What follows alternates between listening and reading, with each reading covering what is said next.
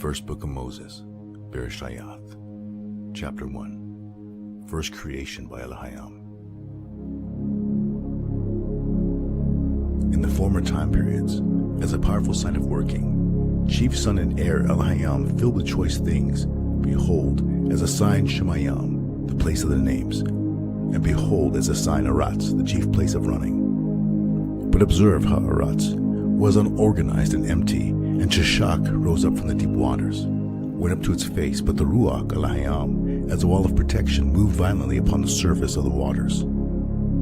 Elohim then declared, light he will exist, and light he will exist. And Elohim gazed upon that beautiful light, and Elohim made distinctive the light from the darkness. And to the light Elohim called out the name Ya'um, and to the darkness he called out the name Leah Laha. This was the close and the dawn of the first age.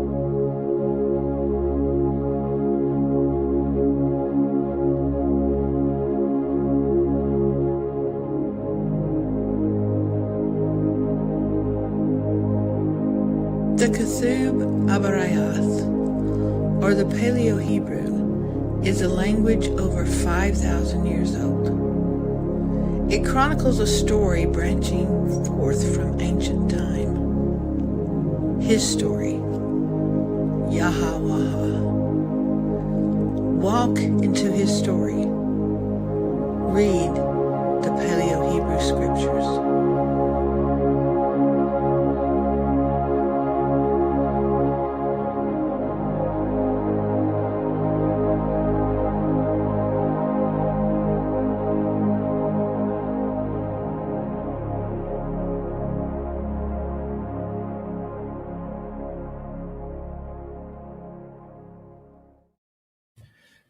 Well, happy Friday, everybody. Happy prep day. Shabbat shalom. Welcome back. Thank you for being here. I'm happy to be here. Hopefully you are too.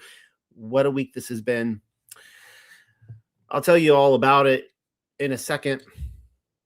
Actually, why not just tell you about it now? So, why do I have a picture here of Zen Garcia? Of course, that's me on the right, and that would be my buddy over there, Polly Hart, on the left. This would just happen to be this last week. This would have been, I guess, Tuesday. Yeah, this would have been Tuesday. Drove out to meet Zen Garcia for lunch in his near his home in Georgia. And the Friends of Tuck were kind enough to donate a trailer for Miss Pamela to live in. So this trailer was down in Savannah. And because I have lived on and off, sometimes full-time, sometimes part-time for the last 11 years or so out of a 42-foot fifth wheel, and I've been hauling it all over the country, East Coast, West Coast, East Coast, West Coast, North, South, Canada, all, everywhere. I'm pretty proficient in this. Never hauled a trailer before. This was a first. I was a little nervous about it at first. I was thinking, how do you, how is it going to feel different than a fifth wheel? It feels very different than a fifth wheel. I love fifth wheels very much. Nevertheless, I got it down pretty quickly. I felt like a pro. It took an hour and a half to get this thing through the gate. But once Polly and I were off on the road, we made good time. We drove out, met Zen, and then had a great discussion there at lunch. And of course, I have many stories I could tell tonight, but we want to get to our Torah portions. Then the oddest thing happened to me right after lunch. This happened to me. This is the back bumper right here. Now, I have never been my fifth wheel, all the places I've hauled it, all over America and Canada, all through North America, I have never been in an accident.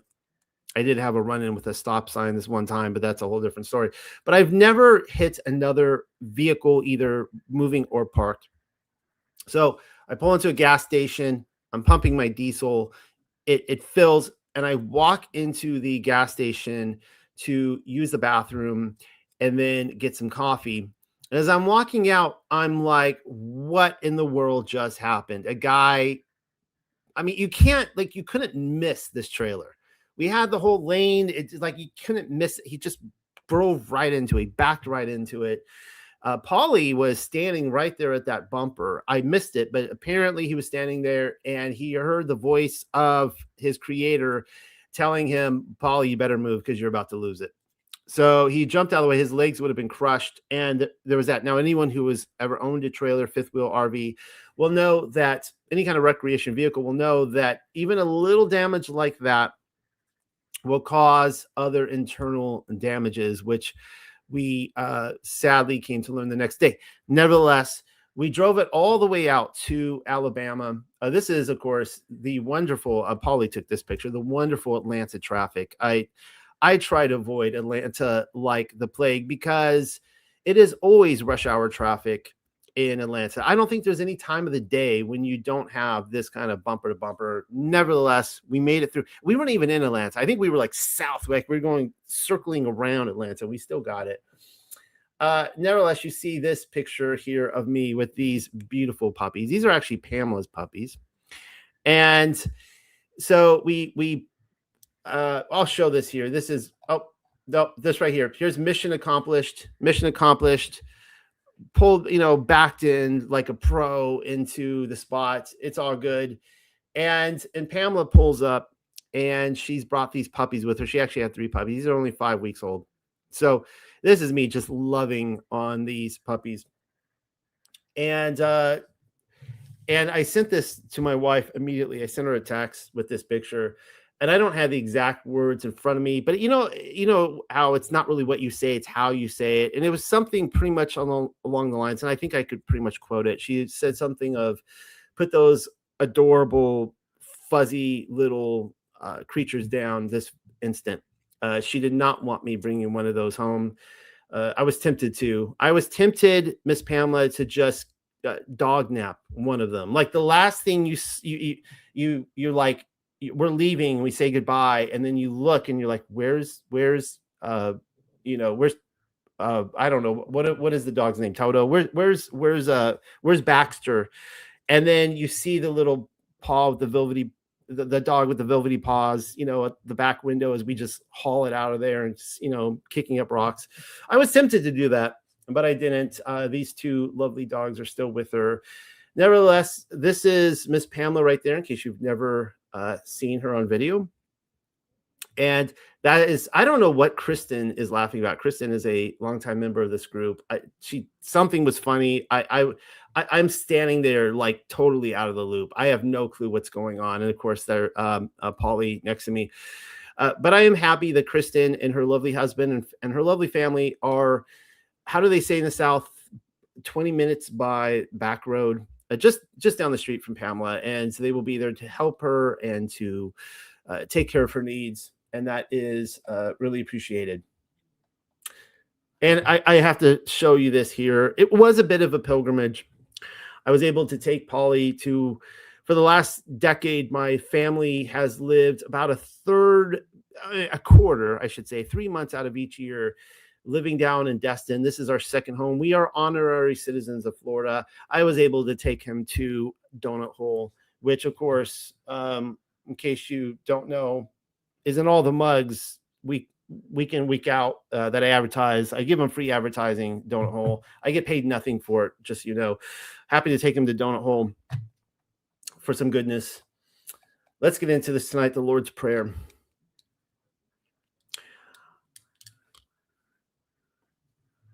Our Father, set apart as your name, and your royal dominion, your pleasure, your delight, you will exist in Shamayam and in Arat. And give us our bread continually, and pardon our faults, our sins and missteps, in the same manner in which we forgive those who commit faults, sins, missteps against us. And all, do not bring us into the hands of testing, but guard us from all evil. Amen. I almost have that memorized. One of these weeks, I'm just going to speak it to you guys with my eyes closed. Now, because the last, all week, I was driving. It was like Tuesday was like before the sun came up till late at night, I'm driving. Wednesday was, just parking that thing, the chaos of grocery shopping and supplies and working on the thing. And then, the next day driving all the way from, basically Pensacola, all the way dropping Paulie off at his house and getting my house really late. At one point, I told Paulie I'm driving. I'm like, I am so exhausted. I was really exhausted. I said, I'm so exhausted. I don't know if I can do Torah portions tomorrow. I almost called it off. Now, Paulie he's a great pal. He's like, hey, I'll come on and do it with you. And when I woke up this morning, I was really, I actually sprained my my wrist. I've never done that before in my life. My wrist it's like been an excruciating pain all day today. I could barely even function with this thing with the mouse. But you know, a funny thing happened on the way to the moon. I sat down and I started reading through the Torah portions. I'm like, I'm just going to be obedient to you, Father. Even if I just get here tonight and just do a reading, even if I have no commentary whatsoever, I'm just going to do that. I'm going to be loyal, obedient to you. I'm going to do this. And it was amazing. I'm reading this thing and Yah just starts just giving me these mental images and these pictures. And I think it's going to be a wild and weird Torah portion tonight. This is not going to be your father's Bible study or your grandfather's. Well, maybe, I don't know. I've never met your grandfather, but you know, you never really know with these things. But this is going to be as weird and out there as they come, and that's how I like it, and hopefully you do too. So moving forward, I think I'm going to just drop showing the KJV on the side. Like, why do I keep doing that? I'm not even reading from it. I'm showing you, this is the chapter and verse here. We are getting ready. We're getting close to premiering the I guess, I don't know what we're going to call it, the study version, but the chapter and verse version of the Torah. All 5 books are going to be in one book. I cannot wait and to get this out to you guys, so you can see how you know, I'm copying and pasting Rebecca's formatting here. So Rebecca, if it doesn't look like it's going to look like in your book, please don't give me an angry phone call over this. All right, let's start reading. And I'm gonna save the commentary for the end. All right, got a lot of good stuff tonight, so stick around. I'm gonna just try to get through this Torah portion. Exodus 25. And Yahuwah the ever-living declared unto Al-Mashahah, saying, set words in order unto the sons of Yasharel, and they shall take from me a gift offering. From everyone whose heart compels him shall you take my gift offering. And this gift offering which you take from them, gold and silver and copper, and thukalath, and aragamon, and crimson and white goat hair, and ram skin dyed from red earth, and thuka shayam hide, and shittium wood, oil for the light, sweet-smelling spices for a portion of the oil, and for spice incense, onyx gemstones, and gemstones to be installed to the ephod, and to the ornamented breastplate. And he shall fashion to me a set-apart place, that I may settle down to dwell in their midst. Like all which I, from showing unto you the manner of building of the dwelling place, and the manner of building all the vessels, and thus shall you fashion. Here's one of the exciting things about this. Now, as you guys know, the Torah portions, this cycle, I've been doing everyone alone. If you remember 2 years ago, I brought on a lot of guests and they would help me through it. I haven't done that this year. And of all the weeks to bring someone on, I wish I would have like booked Andrew Hoy. You guys know who I'm talking about, right? Andrew Hoy, the tabernacle in the wilderness guy, the guy that shows that it's circular. Because this guy could show you some stuff. So this is just, if you're watching this, Andrew, this is just tip my hat to you. I will not be able to explain this as you can. But I find this really interesting that, as I pointed out in past weeks, Yahuwah is physically there. Like, he has left his throne in the heavens and he is wandering with Israel for 40 years. What an exciting thought. Of course, right now he's on Mount Sinai with the trumpets and the smoke and the flames and all that.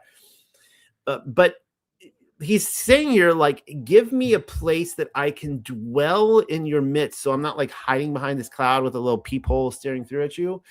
And what does he design it like? He designs it like the firmament in the heavens. So that's interesting, isn't it? And you shall fashion an ark of shittim wood, 2.5 amaha his length, and 1.5 amaha the width thereof, and 1.5 amaha his height. And you shall overlay him with unalloyed gold, housed within and overlaid outside, and shall fashion upon him a wreath border of gold in a circuit round about. And he shall cast metal for him 4 seal rings, and shall gift it on the 4 feet, and 2 seal rings against the one side, and 2 seal rings against the second side.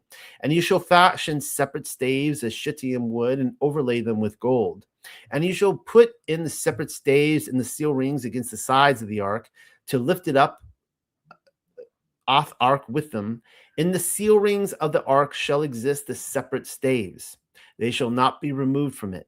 And you shall give into the ark the precepts, that which I give unto you. And you shall fashion a covering of redemption. And you shall fashion a covering of redemption of unalloyed gold, 2.5 amaha his length, and an amaha his breadth. And you shall fashion 2 cherubim of gold. That would be the cherubim. Hammered work, you shall fashion them in the 2 extremities of the covering of redemption. And you shall fashion a cherub, or a cherub on this end, and 1 cherub on the other side of the covering of redemption. You shall fashion the cherubim over the 2 ends. And the cherubim shall exist with wings spread out upwards, with the ends of their wings interwoven over the covering of redemption. And the male soldiers shall face their brother regarding the covering of redemption. So shall the faces of the cherubim exist. And you shall give the covering of redemption over the ark, from over the higher part and into the ark. You shall gift precepts, which I shall give to you. And at an appointed place, I will espouse myself to you. What language is that there? That's marriage language, right? That's one of the things we're going to talk about tonight. I will espouse myself to you, and I will set forth my words unto you from over the covering of redemption, from between the 2 cherubim, which are against the ark of the revelation, all the way which I establish as a fixed covenant unto you, the sons of Yasharel. Now, I can't prove this to you right now, but if I had to guess, and I am doing a little, detective work right now, I guess I have a hunch, is that these 2 angels that are facing each other are to remind us that the 2 warring brothers, Judah and Israel, that they are to face each other, right? They are ultimately equals on either side of the throne of Yahuwah. And you shall fashion a table of shittim wood, 2 amaha his length, and an amaha his width, and 1.5 amaha the height thereof. And you will overlay him with unalloyed gold, and fashion a wreath crown of gold in a circuit round about.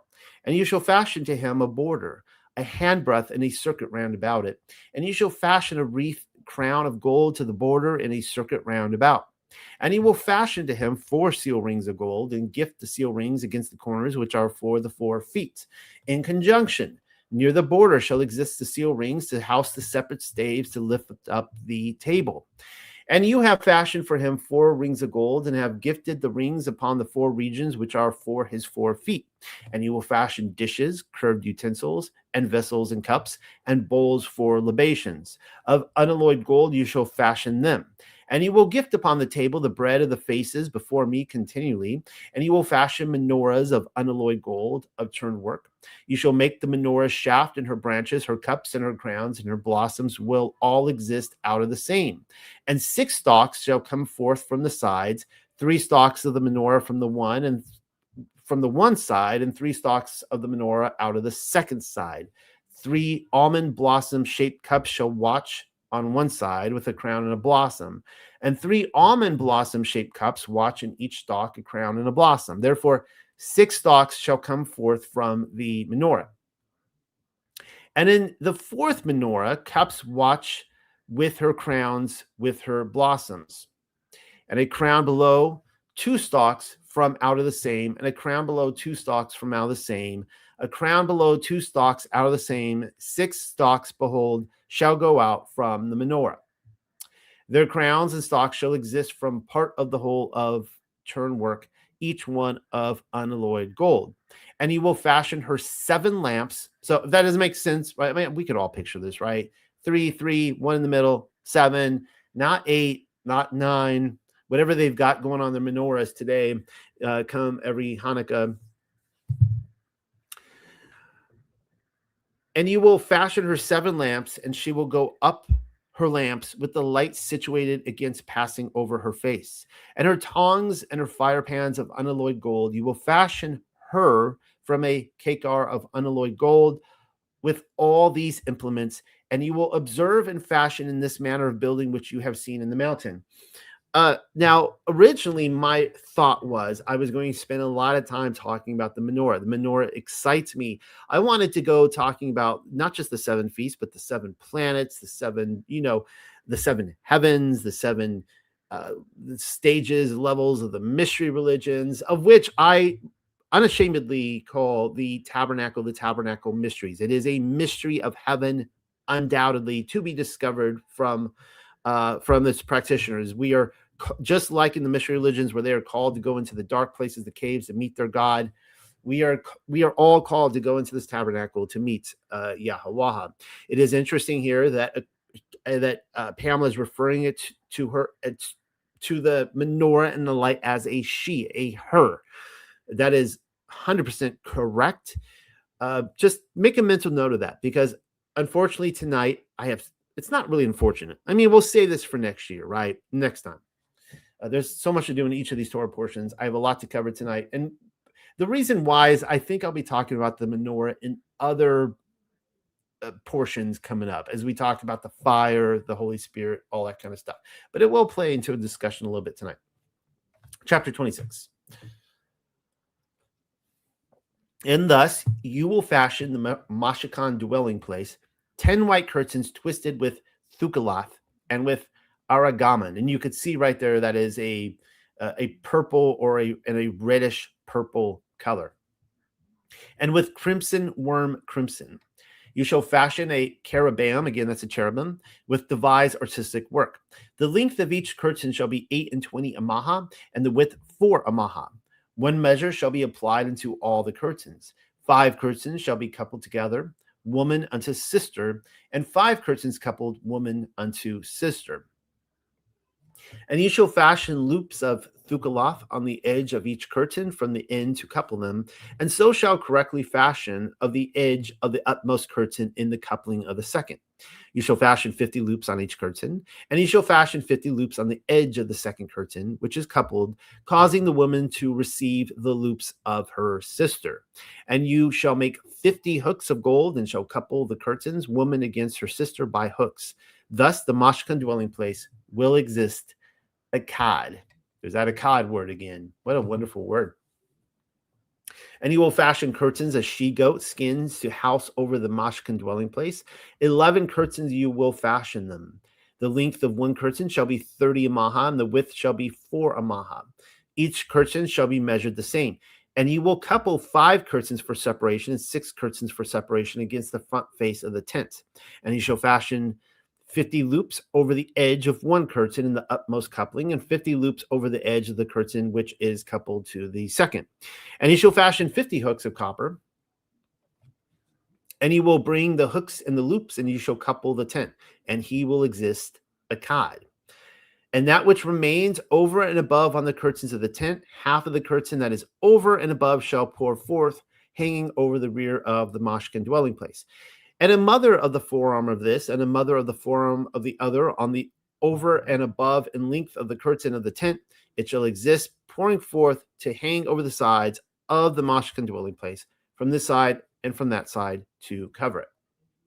And you shall fashion a covering for the tents of ram's skin dyed from red earth, and a covering of thuka shayam skin for the higher part. And you shall fashion boards for the Mashkan dwelling place of shatayim wood set in place. 10 amaha shall be the length of the board, and 1.5 amaha shall be the width of one board. 2 hands for the board, the one joined by means of tenons, woman against her sister. Thus you shall fashion to all the planks of the Mashkan dwelling place. And you shall fashion the planks to Mashkan dwelling place, 20 boards for the south side southward. And 40 commanders of silver you shall fashion beneath the 20 boards, 2 commanders beneath each board for his 2 hands, and 2 commanders under the board for his 2 hands. And to the second side of the Mashkan dwelling place on the north side, 20 boards, and 40 commanders of silver, 2 commanders beneath the one board and 2 commanders beneath the other board. And for the extremities of the mashkin dwelling place, seaward, you shall fashion 6 boards, and 2 boards you will fashion for the carved corner to the mashkin dwelling place in its haunches. And they shall exist bearing twins over his head into the one seal ring. Thus he shall exist to both. So shall exist for the 2 corners. 8 boards with their commanders of silver, 16 commanders. He shall exist 2 commanders for each board. And he shall fashion bars of shittim wood, 5 for the boards of the one side of the mashkin dwelling place, and 5 bars for the boards of the second side of the mashkin dwelling place at the 2 sides seaward. And the middle bar in the midst of the boards from passing through on account of this from extremity to extremity. And you shall overlay the boards with gold and their seal rings. You shall fashion of golden houses for the bars, and you shall overlay the bars with gold. And you will raise up the mashkin dwelling place according to the judgment which you observed in the mountain. So what we're going to focus on tonight, once I get through this, is what he observed in the mountain. I'll be saving for future weeks. We're going to have to come back, but we'll be talking more about the tabernacle mysteries and how the tabernacle itself, the different, the joints and so on and so forth, actually make up the body of Mashiach and, of course, Yahshua on the whoop and the wharf of creation, the cross, the crucifixion cross. And he will fashion a veil of thucaloth and Aragamon reddish purple, and crimson worm crimson, and of twisted work, artistically planned and fashioned with the oth cherubim. And you shall gift it over 4 columns of shittim wood overlaid with gold, and their hooks shall be of gold over the 4 commanders of silver. And you shall gift the veil beneath the hooks, and you will bring there from the house to the veil the ark of the precept, and shall divide the veil unto you between the Kudash and between the Kudashayam, the most set apart place, the Holy of Holies. And he shall gift the covering of redemption over the ark of the revealed precepts in the Kudashayam, the most set apart place. And he shall gift the table from outside the veil and the menorahs conspicuously before the table over the side of the mashkin dwelling place southward, and the table you shall gift northward. And he will fashion a covering to the entrance, thucaloth, and Aragamon, and crimson worm crimson, and white twisted from variegated work. And you shall fashion for the covering 5 columns of shittim wood, and overlay them with gold, and their hooks gold. And you will cast from metal 5 commanders of copper. Chapter 27. And you will fashion an altar of shittim wood, 5 amaha in length, and 5 amaha in width. The altar shall exist 4 squared, and 3 amahas shall be his stature. And he will fashion horns upon his 4 corners, and they will exist apart from the whole. And you will overlay him with copper, and you will fashion his boiling pots to clear away ashes, and his shovels, and his bowls, and his flesh hooks, and his fire pans. For all his utensils, these you will fashion of copper. And you will fashion for him a network from braided copper, and you will fashion over the network 4 seal rings of copper over his corners. And you will gift it beneath the circuit of the altar from downwards, and the network will exist from downwards even until the middle of the altar. And you will fashion separate staves for the altar, separate staves of shittim wood, and overlay them with copper. And his separate staves shall go in the seal rings. The separate stave shall exist upon 2 sides of the altar to lift him up, hollow out for a tablet. You shall fashion him like that which you observed in the mountain. Like those things, so he will fashion them, the form of the sanctuary. And he will fashion an enclosure for the mashkin dwelling place to the edge toward the negab of the south, veils for the enclosure of twisted white. 100 amaha is the length of the one edge. And his 20 columns and his 20 commanders are copper. The hooks of the columns and their joinings are of silver.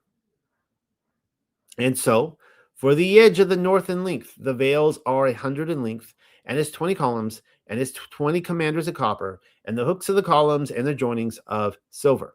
And the width of the enclosure for the edge seaward are the veils of 50 amaha, their 10 columns, and their 10 commanders. And the width of the enclosure for the edge eastward toward the sunrise is 50 amaha, and 50 amaha are the veils for the shoulder piece, their 3 columns and their 3 commanders.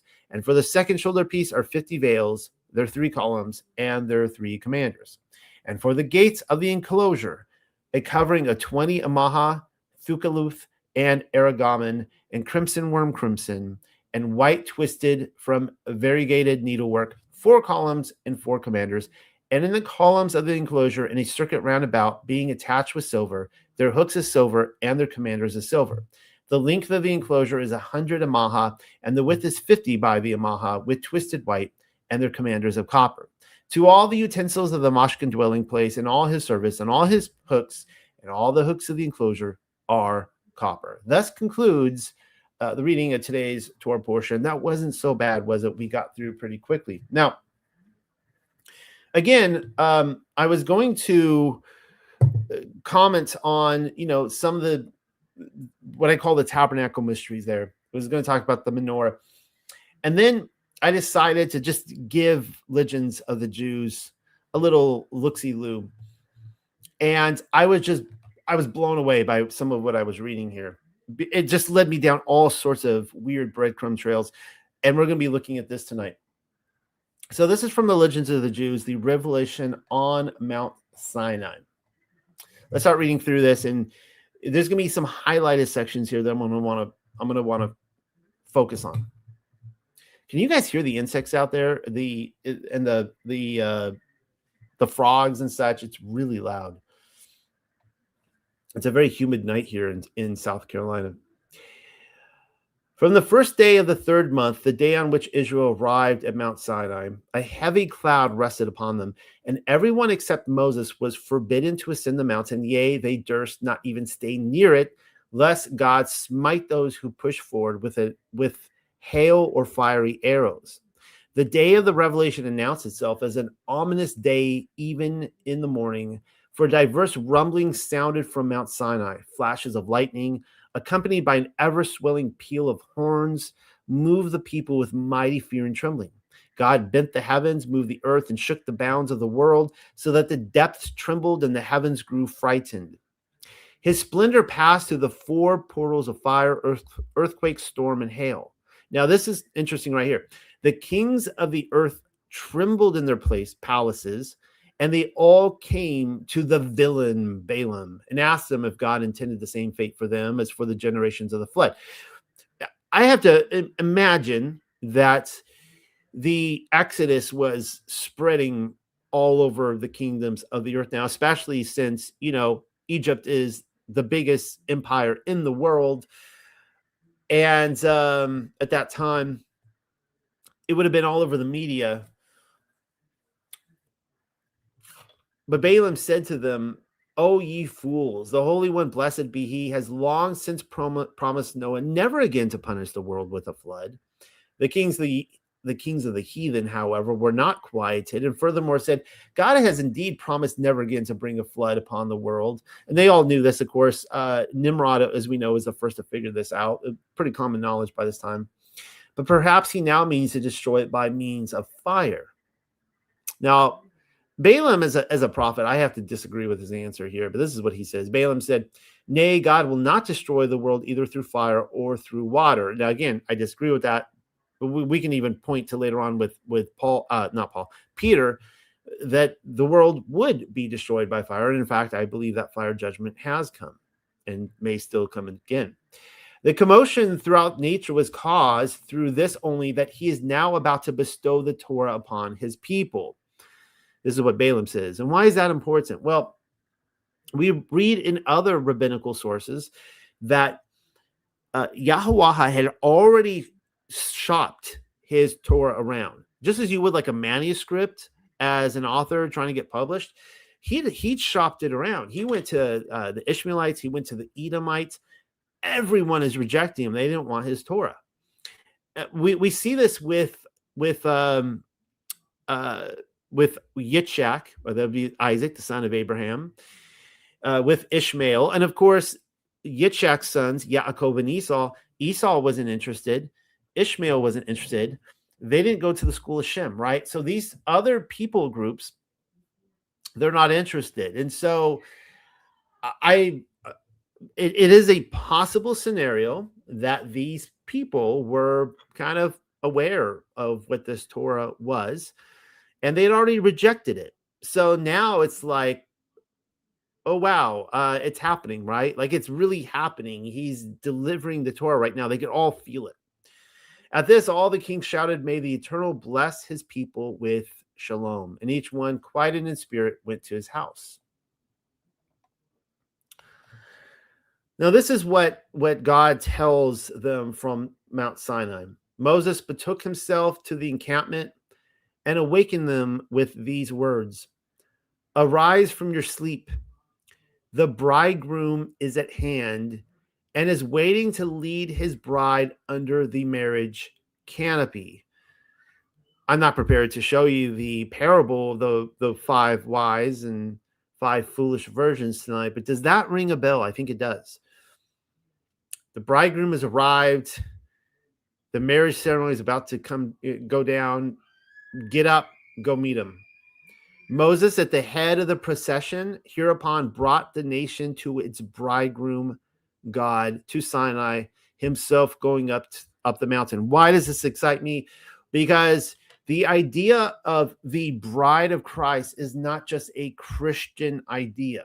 It is not something that Christianity discovered that within Hebrew culture they never did. The Jews also have this idea that Israel is the bride of, they won't say the bride of Christ, right? The bride of God, the bride of Elohim. The bridegroom is Yahweh.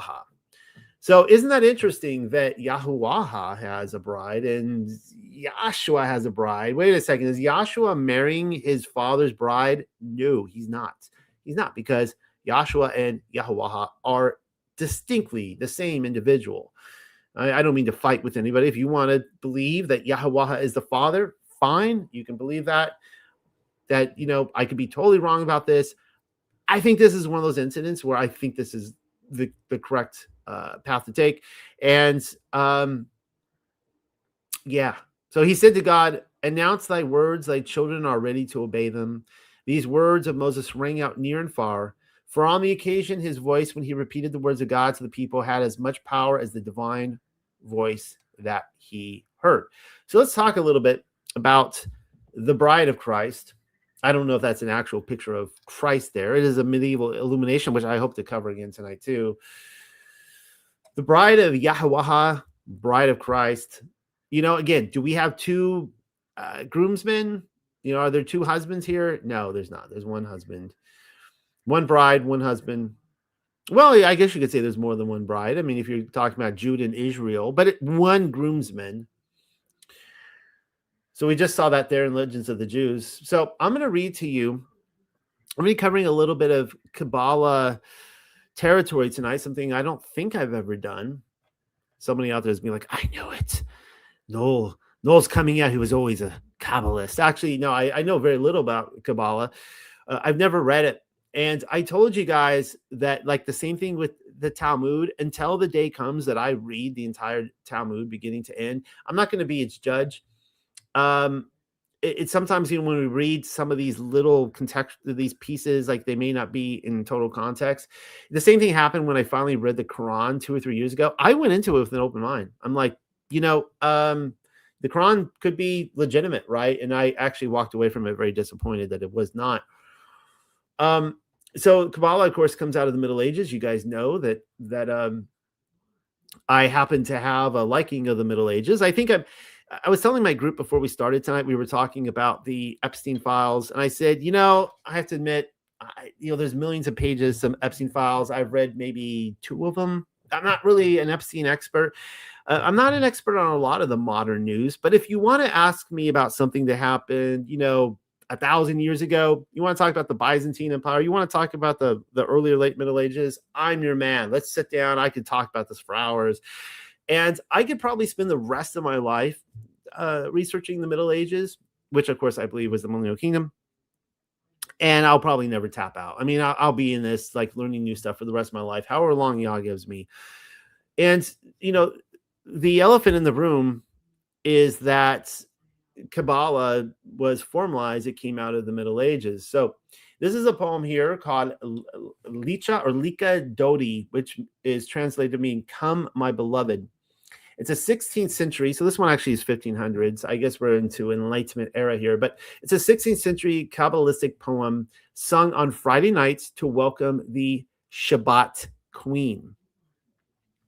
So what they would do is because in Jewish culture, the menorah is feminine, the light is feminine.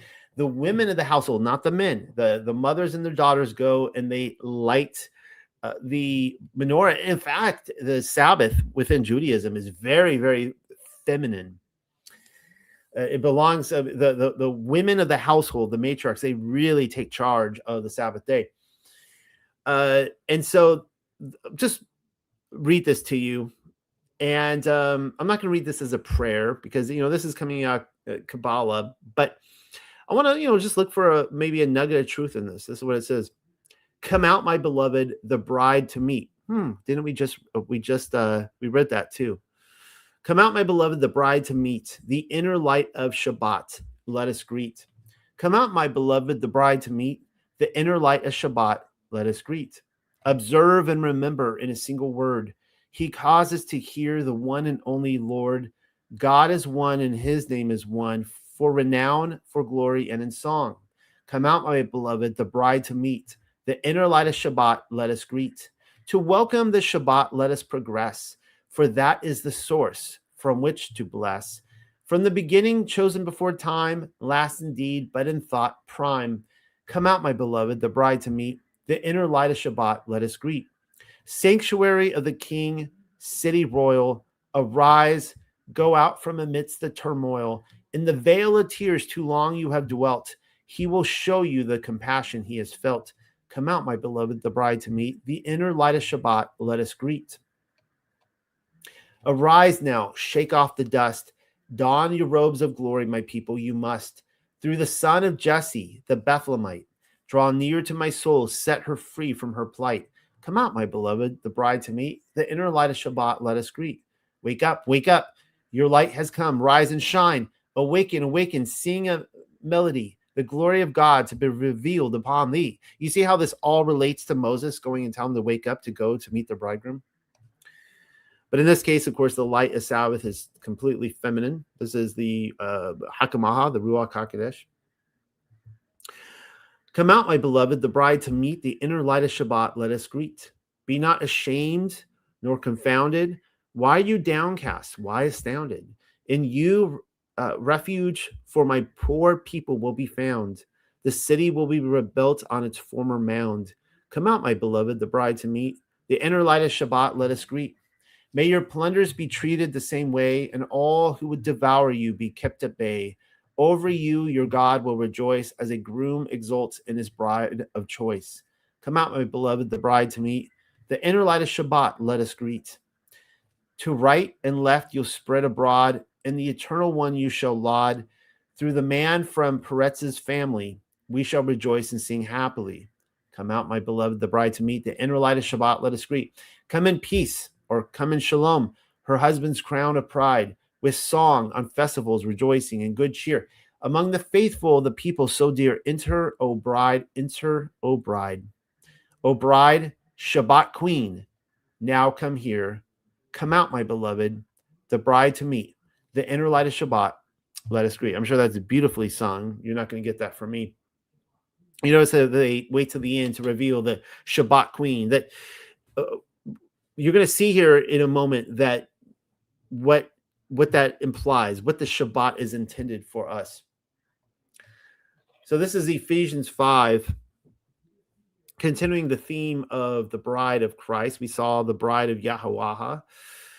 As for husbands, of course, this is a reading from Paul. As for husbands, love your wives, just as Messiah loved the Messianic community. Indeed, gave himself up on its behalf in order to set it apart for Allahayam, making it clean through immersion in the mikvah, so to speak, in order to present the Messianic community to himself as a bride to be proud of, without a spot, wrinkle, or any such thing, but holy and without defect. This is how husbands ought to love their wives, like their own bodies. For the man who loves his wife is loving himself. Of course, we saw all this same thing happening at Sinai, where they were told to wash their robes and be ready. And they are Yeah. Of course, the another form of the mikvah was the baptism through the Sea of Reeds, the Red Sea. Now, this comes from 2 Corinthians 11. Paul again. I would like you to bear with me in a little foolishness. Please do bear with me, for I am jealous for you with Allahayam's kind of jealousy, since I promised to present you as a pure virgin in marriage to your one husband, the Messiah. And I fear that somehow your minds may be seduced away from simple and pure devotion to the Messiah, just as Hava or Eve was deceived by the serpent in his craftiness. For if someone comes and tells you about some other Yeshua than the one we told you about, or if you receive a spirit different from the one you received, or accept some so-called good news different from the good news you already accepted, you bear with him well enough. For I don't consider myself in any way inferior to these super emissaries. I may not be a skilled speaker. Of course, we know about this, Paul. He spoke so long one time, late at night, that a child fell asleep listening to him, fell out the window, and died. Of course, he had to go down there and resuscitate him, raise him from the dead. But yeah, I would say that is true, Paul, that wasn't the most skilled speaker. I think he was a very brilliant man, but his writings are a little frustrating as well, as Peter says. Like he was just one of those guys. I almost wonder if he really had like a really good, like maybe he was a little socially impaired. I kind of wonder about that. Like maybe he didn't have the best cognitive, the best cognition of, like people around him, of his spatial surroundings and that kind of stuff. And also in his writings and so on and so forth. Anyways, there's that there. If only we could all agree on what the good news is and what the good news is that is different from the good news that he gave. Of course, I think that, a simple cross-reference, as I've done for you tonight, will show that the good news lines up with what we see at Sinai, and it does not part from it. If it does, then it is a different religion, and it's like, why is it even in the same book at that point? This is from Revelation 19, continuing the theme of the Bride of Christ. Then I heard what sounded like the roar of a huge crowd, like the sound of rushing waters, like loud peals of thunder, saying, Hallelujah, Adonai, Allahayam of heaven's armies, has begun his reign. Let us rejoice and be glad. Let us give him the glory. For the time has come for the wedding of the Lamb, and his bride has prepared herself. Fine linen, bright and clean, has been given her to wear. There's the idea of clean again, washing the garments. But right there, you can see that the bride is a people. Now, these are going to be fighting words for some because, you go into the Torah crowds and there's always that one guy in the room that's like, he's like, yeah, well, apparently you haven't read a little further on to this right here, Revelation chapter 21, because suddenly the bride is a city. And you're like, wait, what? And this is what it says. One of the seven angels having the seven bowls full of the seven last plagues approached me and said, come, I will show you the bride, the wife of the Lamb. He carried me off in the, so it's like, hasn't he already seen the bride? I thought it was all the people, right? He carried me off in the spirit to the top of a great high mountain and showed me the holy city, Jerusalem, coming down out of heaven from God. And you're like, wait, what? That doesn't make, okay, so here's the thing. So I'm not saying that there is not a physical brick and mortar New Jerusalem. I'm not saying that. I think there is. I think it's actually, there's, you can look at this in multiple ways. I do think that there is a physical city. I have pointed in the past that all those cathedrals and castles and such scattered all over Europe, that is also a description of New Jerusalem. I've shown that. In the past. But at the end of the day, like, it's kind of, I like cities, I love Paris and I love London and Prague. And, I could go down the list of cities actually that I have come to love. Venice or, wherever, Salzburg. But, I wouldn't marry those cities. I wouldn't sign some certificate or whatever. I wouldn't make some vows with the cities. I wouldn't have to worry about handing it a bill of divorce. I'm not going to make love to those cities. I'm not going to be intimate with those cities. At the end of the day, a city in itself is kind of it's not something that we think of marrying. So I think there's something a little bit more going on here. And this is what we read. Of course, you keep reading a little bit further. I saw no temple in the city, for Adonai, Elohim of heaven's armies, is its temple, as is the Lamb. The city has no need for the sun or the moon to shine on it, because Elohim's Shekinah gives it light, and its lamp is the Lamb.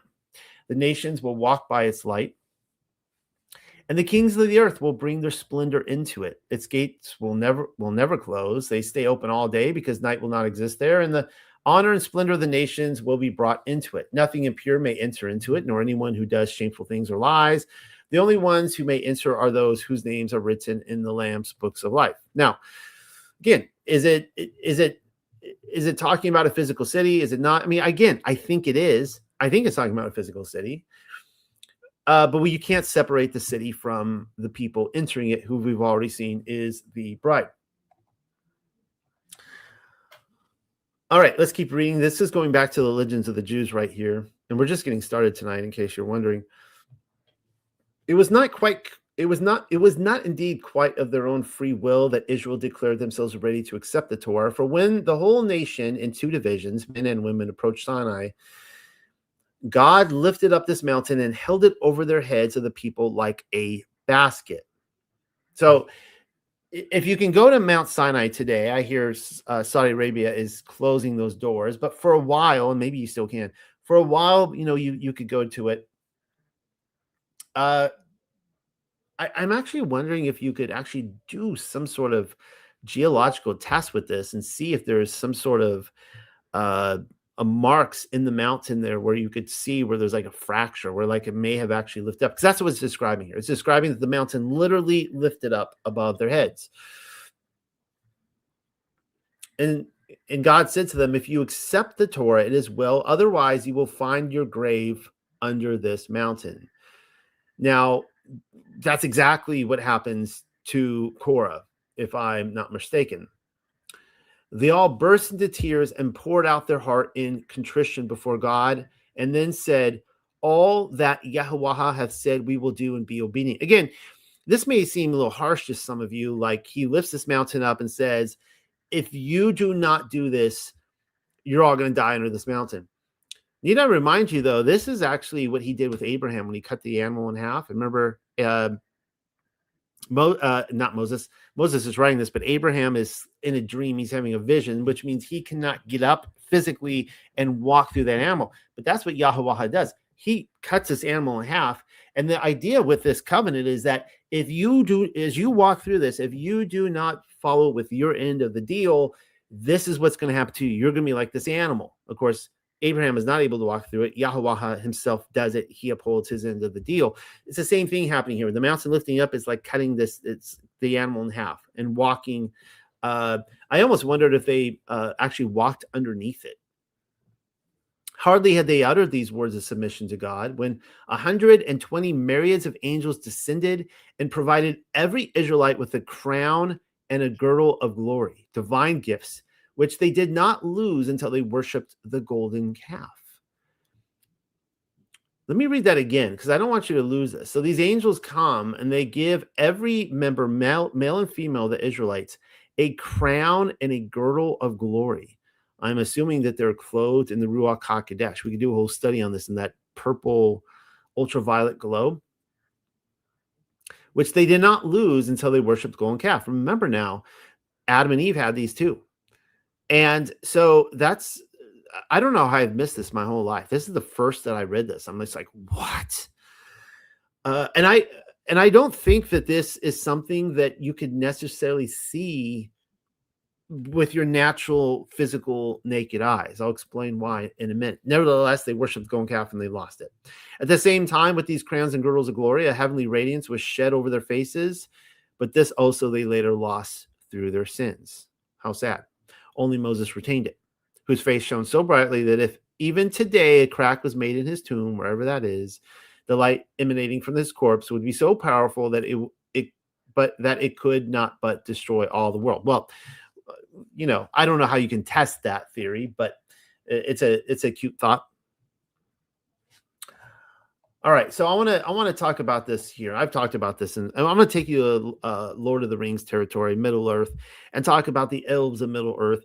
I know many people out there are like, no, the elves of Middle Earth, they're Nephilim. It's always Nephilim, right? They're all Nephilim.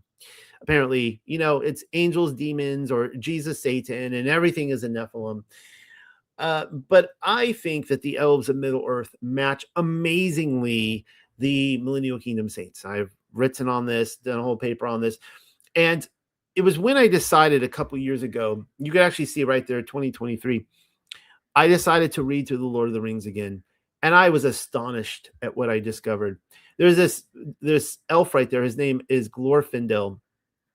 He actually died fighting a Balrog, that demon from the shampoo and flakes commercial that Gandalf fought. And he died in the same manner, and he and Gandalf both resurrected. They came back to the earth. And he's actually missing from the Lord of the Rings, the movie, the Fellowship of the Ring. He only appears really quickly at the end of Return of the King, kind of blink and you'll miss him. He's kind of like an Easter egg in there. So what's interesting, well, let me just jump to this here. I'm going to actually skip some of this here. I talk about Solomon and his ring, how he could conjure the spiritual, the things you could not see to a physicality. And this kind of ties in with Plato and his idea of a ring that can make you invisible. This is where Tolkien gets it from. And we have the idea of like the invisible man, right? If you could become invisible, would you become righteous or corrupt? More than likely, if you have invisibility, you are going to do very corrupted things. And this is important because even though every single one of you, I doubt there's anyone watching or listening to me right now who has ever slipped on a ring that has made you invisible.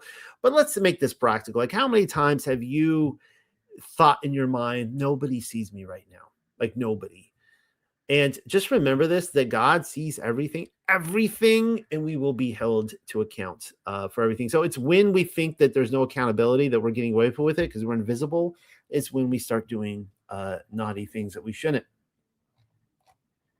But here's the scene in Lord of the Rings. These ring wraiths are chasing Frodo. Remember, they pierce him, and he is becoming like them. And so they have to race him to Rivendell, which is one of the last strongholds of the elves, the last light in this dark land, which I think, again, is a depiction of the end of the Millennial Kingdom. And here's a scene I'm gonna read to you from the actual book. So remember now, it's this Glorfindel character who he's actually riding on his horse, I believe, Frodo.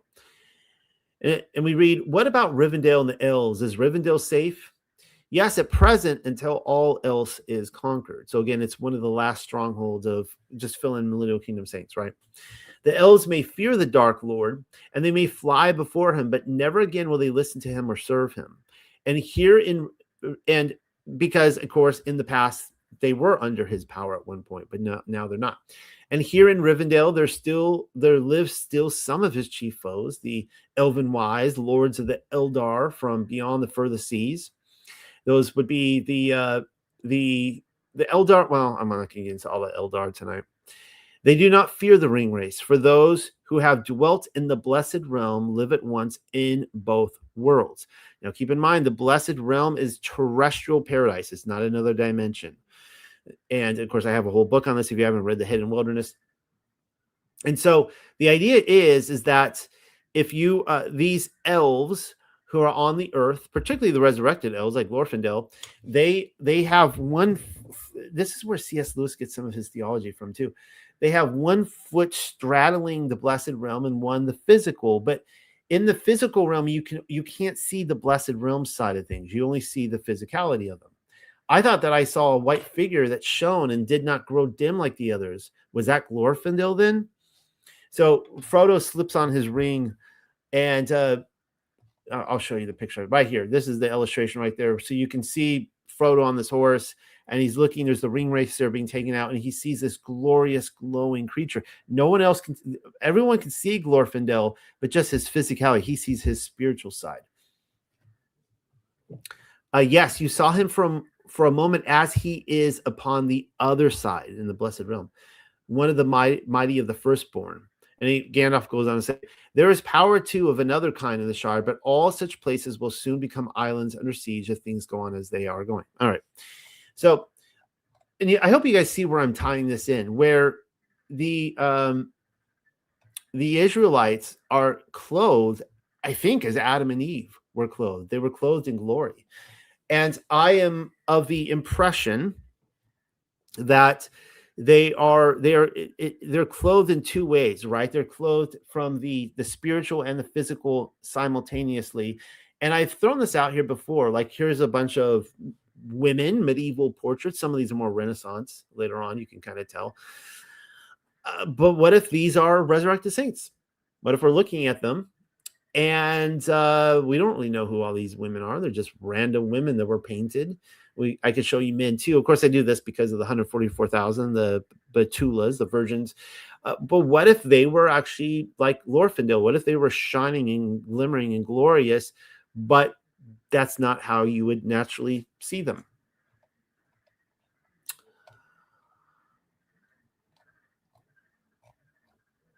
Speaking of which, weapons, and I want to talk a little bit about knights and armor. This is this here. I've talked about this a couple times in the past. This person on the left, I took that picture. I found he looks like he would make a perfect lamp. You know what I'm saying? Let's just put a lamp on that guy. Like, amazing. But this is a piece, a wood piece that has survived the Middle Ages. Every single time you take me to a museum where I can look at medieval relics, I'm in kingdom of heaven on earth. I'm in paradise.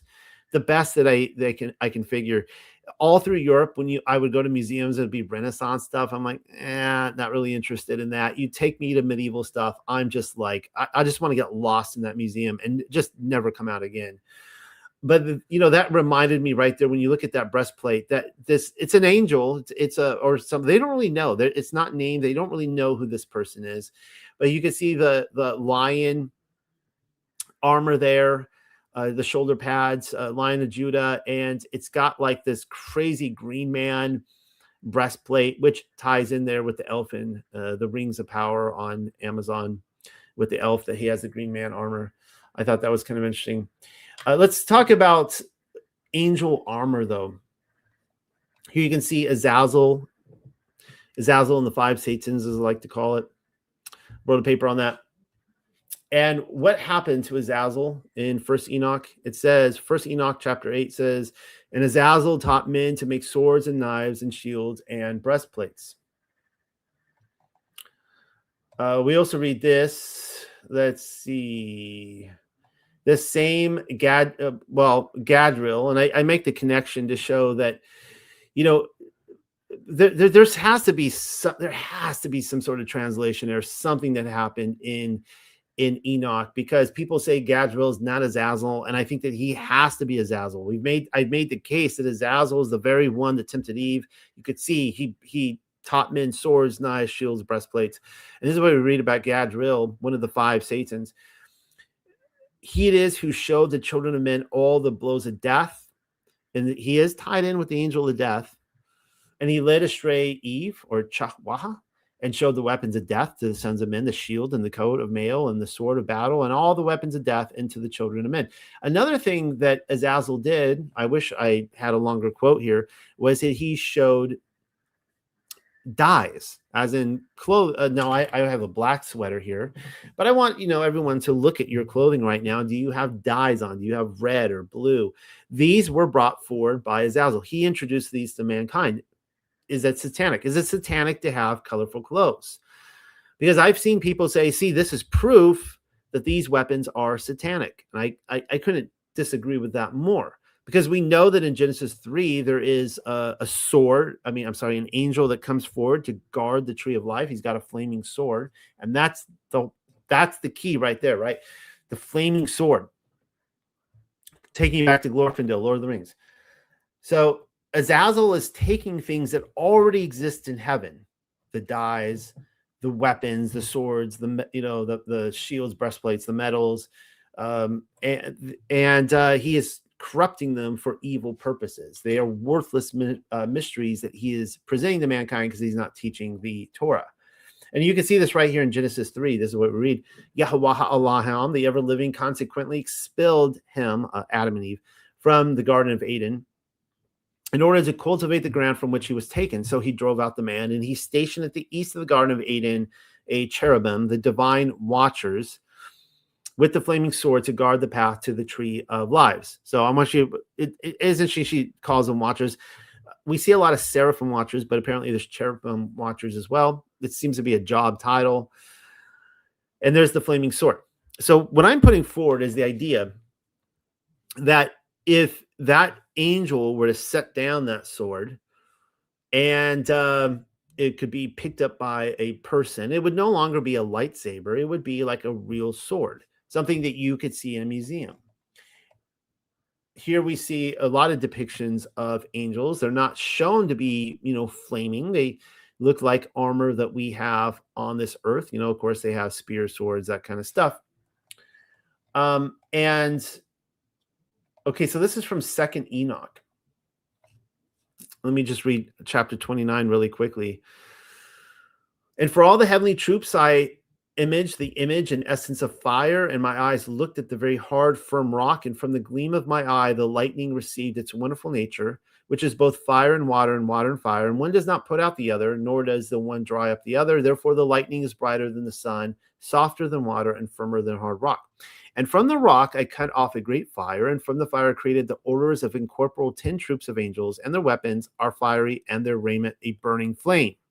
And I commanded that each one should stand in order. So the angels were cut from the same source as their weapons. It's kind of interesting that even guns and such are the same material. They're angelic weapons. So all of these swords and such, the steel what would this look like? Here, I'm in the Tower of London right here. These are my pictures. I'm going and taking pictures of all these knights. I was checking, by the way, to see if they had a pee hole. I was curious. And it's up to question on some of these, whether they could or couldn't. But I think that if they wanted to have a, pee hole, they could have it. But some of these with the chainmail and stuff, I had a lot of questions on. Nevertheless, I have put forward the question, what if this is angel tech that we see in these suits of armor from the Middle Ages? And what if these were intended for the resurrected saints to wear? And to us today, they just look like basic armor, but they could have been flaming. Get that flaming fashion. They were flaming in the original wares. I can't prove that. But the passages of scripture that I found in 2nd Enoch and others definitely make a case for the possibility. Continuing with Legends of the Jews.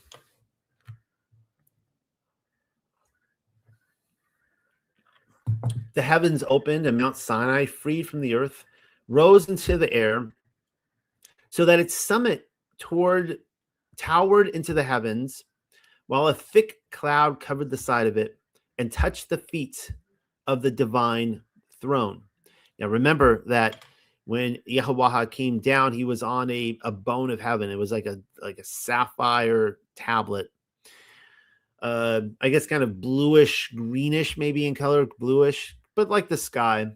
And I've shown in the past, you guys have probably seen it, the stones that have been collected in like places like the Sahara where they're unexplained. And I almost want to, does anybody, somebody wants to gift me with something, go on, like if you can find one on the market, go buy me one of those stones. I will gladly, that would be a lovely addition to my collection. Just, putting out little gift ideas out there. Yeah. So anyways, it touches the Mount Sinai touches to the feet of the divine throne, right? It's going up to the firmament. Accompanying God on one side appeared 22,000 angels with crowns for the Levites, the only tribe that remained true to God, while the rest worshipped the golden calf. On the second side were 60 myriads, 3,550 angels, each bearing a crown of fire for each individual Israelite. Double this number of angels was on the third side, whereas on the fourth side they were simply innumerable. For God did not appear from one direction, but from all four simultaneously, which, however, did not prevent his glory from filling the heavens as well as the earth. In spite of these innumerable hosts of angels, there was no crowding on Mount Sinai, no mob. There was room for all the angels that had appeared in honor of Israel in the Torah. They had, however, at the same time received the order to destroy Israel in case they intended to reject the Torah. Kind of an interesting picture there, because I could take you to the epistle of Barnabas, or questions of Barnabas, also possibly the gospel of Barnabas, and the scene where the angels are surrounding the crucifixion site, and some of the angels were pissed and they wanted to just wipe everybody out. One angel, a destroying angel, they were commanding him to, like, you need to stop this right now, and he just took his sword and just ripped the temple curtain in two. So if you ever wanted to know the theological reason for that, it wasn't because the Torah was done away with. It was because the angel wanted to break something. He was so angry at what was happening.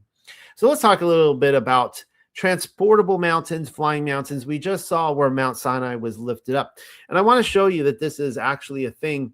Now, this is a picture here from a amazing, wonderful anime movie from Japan called Laputa, Castle in the Sky, came out in 1986. And it's an interesting story because Laputa in this is a lost civilization from the past.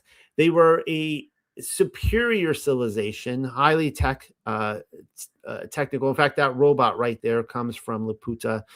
But they had become true to Gulliver's Travels, which this is taken from. They had become detached from humanity in a very, I guess they became, in their knowledge, they became fools. At least that's how it's depicted in here.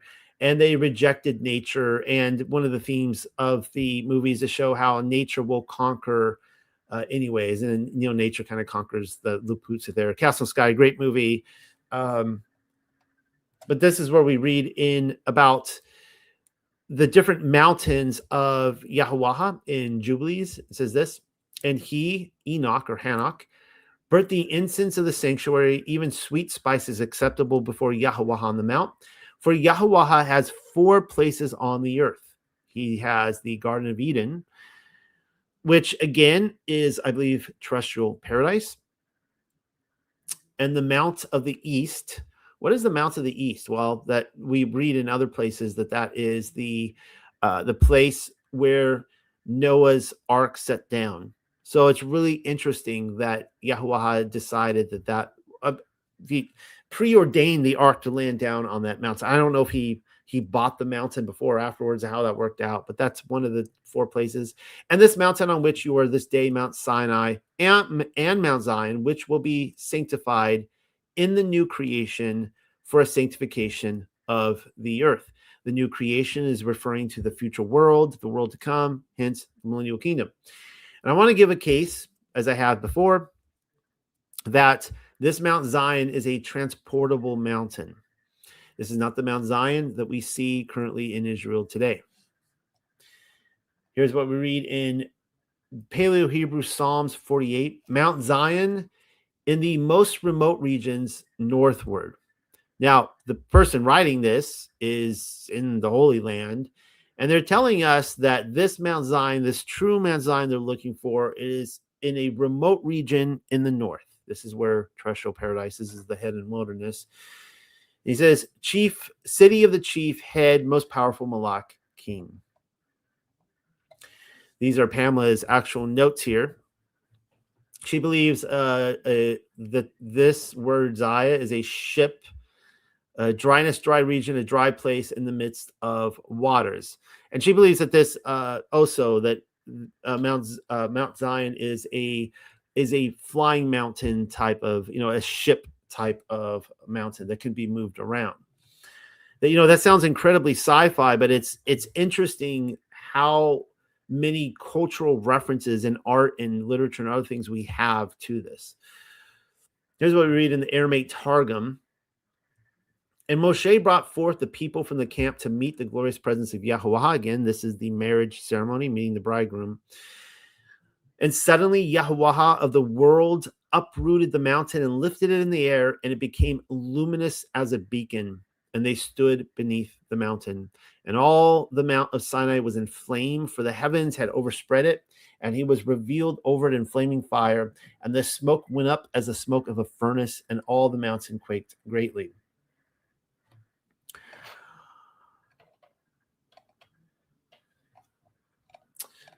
I'm wondering if I need to read these tonight.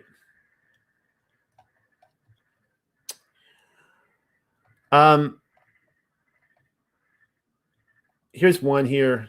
This comes from the book of Creation.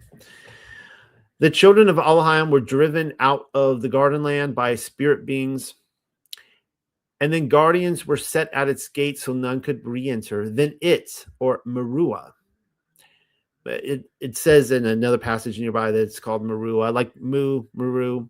Then it, Meruah, was withdrawn beyond the misty veil. The water ceased to flow, and the fertility departed. Only a wilderness remained.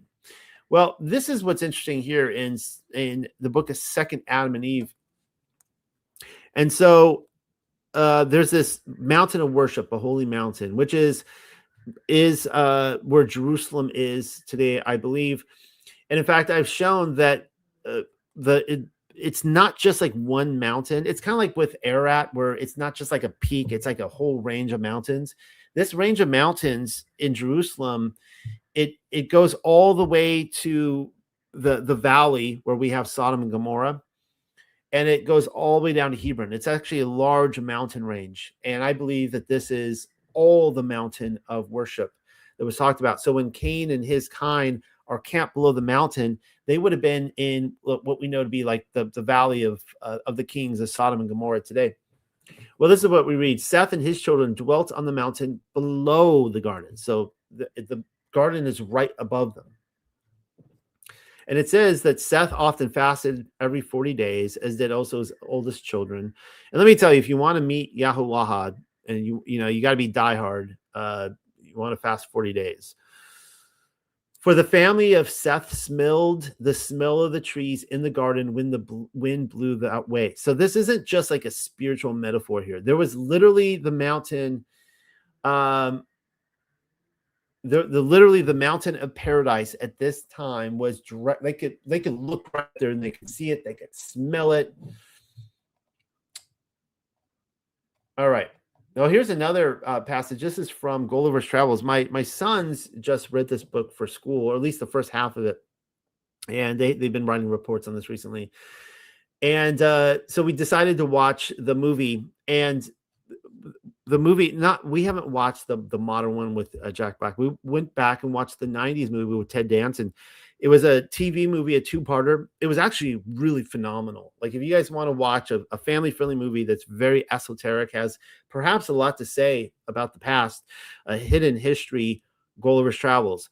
And this is where he, after he goes through the land of the Lilliputians, the little guys, he goes to the land of the giants. He then encounters this flying mountain on a huge disc. Actually, some of the artwork shows a disc, but if I don't stand corrected on this, in the book, and I'm not just talking the Ted Danson movie, but it's kind of a more of a diamond shape underneath, like the soil comes down, like in this picture you see right here. So in the same way, let's read about Laputa real quickly. Taking this from Wikipedia. Laputa is a flying island described in the 1726 book Gulliver's Travels by Jonathan Swift. It is about 4.5 miles in diameter with an adamantine base, which its inhabitants can maneuver in any direction using magnetic levitation. The island is the home of the king of Balnabarbi in its court and is used by the king to enforce his rule over the lands below. So, I mean, think about this. I mean, this is incredible. Talking about these flying mountains in the 1700. This king rules the people below him. He flies over them, but he's again a king that is so detached from reality. He's super intelligent, philosophical, scientific, religious, but his head is in the clouds. You see, and there's like this. It's almost like a almost dim-witted in a way that like he's lost complete touch with civilization below, like completely detached. So Laputa serves as Jonathan Swift's biting satire on theoretical science, intellectual arrogance, and the folly of neglecting practical knowledge. The inhabitants, obsessed with mathematics, astronomy, and music, live in a state of dysfunctional, abstract detachment, neglecting their daily lives, homes, and relationships. In fact, the king doesn't even see his wife but like once a year, that kind of thing. And so I put forward to you, I propose to you that this may also be talking about Millennial Kingdom society, how they were feeling maybe subconsciously about Yahshua and the true Mount Zion, which had now felt very detached from society. All right, I'm going to skip some of this. All right, let's get back to the legends of the Jews right here. After Israel had accepted the first commandment with a yea, God said, as you have now, and so he's giving them the 10 commandments here, which we read over the last couple of weeks. As you have acknowledged me as your sovereign, I can now give you commands, for they bring no advantage to those who adore them. This thou shalt not do while I exist. I have given you my Torah in order to lend sovereignty to you. Hence, you must not kindle my wrath by breaking my covenant through idolatry. You shall not worship dead idols. Actually, let's just skip this. Let's go down here to the fourth commandment, because this is what I really want you to see about the Millennial Kingdom. One of the secrets of the Millennial Kingdom. God said then to Israel, if you accept my Torah and observe my laws, my statutes, my ordinances, I will give you for all eternity a thing most precious that I have in my possession. And what, replied Israel, is that precious thing which you will give us if we obey the Torah? And then God said, the future world. So that right there, whenever you see within rabbinical Jewish literature, the future world, that is always a reference to the Millennial Kingdom. So the only way to get into the Millennial Kingdom is through the observance of the Torah. And clearly these people are going to die off. So it's inferring that they will be resurrected into the world to come. And Israel says, but even in this world, should we have a foretaste of that other? Good question. And God says, the Sabbath will give you this foretaste. Be mindful of the Sabbath on the seventh day of the creation of the world. There's your millennialism or Kiliism, the idea that there's going to be 6,000 years, 6 days of history, and then a final day of rest. And, you know, for everyone out there who's like, I am so upset. I am pissed because our controllers stole the kingdom from us and they didn't tell us. They lied to us about it. And I want it back. Well, the good news is that you can experience it in this world. It is the Sabbath day. The Sabbath is the world to come. It is a taste of it. You can inhabit it. You can live the kingdom within week after week. Isn't that exciting? And then going on reading, for when the world was created, the seventh day came before God and said to him, keep in mind, because this is interesting, because there's 6 days, that's an even number, but 7 is an odd number, meaning that it's the third wheel. It's really the seventh wheel, but you know what I mean. It's the third wheel, right? And so he's feeling a little lonely because he's got the Sabbath day has no one to be matched with. Everyone else gets matched, just like Adam, right? He looked around, all the animals had a pair. And he said to God, all that thou hast created is in couples. Why not I? Whereupon God replied, the community of Israel shall be thy spouse. Of this promise that God had made to the seventh day, he reminded the people on Mount Sinai when he gave them the fourth commandment to keep the Sabbath holy. So we know that in coming weeks, I'll be talking about the mark of the beast versus the mark of Yahweh. We know that the mark of Yahweh is keeping the Sabbath day. So if you don't keep the Sabbath day, you are refusing the mark of Yahweh. You are taking the mark of the beast. It's either or, right? You have to be a slave to Christ or a slave to sin. You can't choose not to be a slave. You have to be a slave to one or the other. You have no choice in the matter. Just like you have no choice in who you're having romantic relations with. You're either going to be with Yahweh or you're going to be a whore after some other god. You have no choice in the matter. It's one or the other. So it's the same thing with this. So how does God know that you're not a whore? Well, if he looks and sees that you're keeping the Sabbath days, there you go. Because Israel is supposed to be a spouse, and it says the community of Israel shall be thy spouse to Sabbath. Isn't that beautiful? So keep on Shabbating, everybody. There's a lot to read here. I'm not going to get through all this, as you can tell tonight.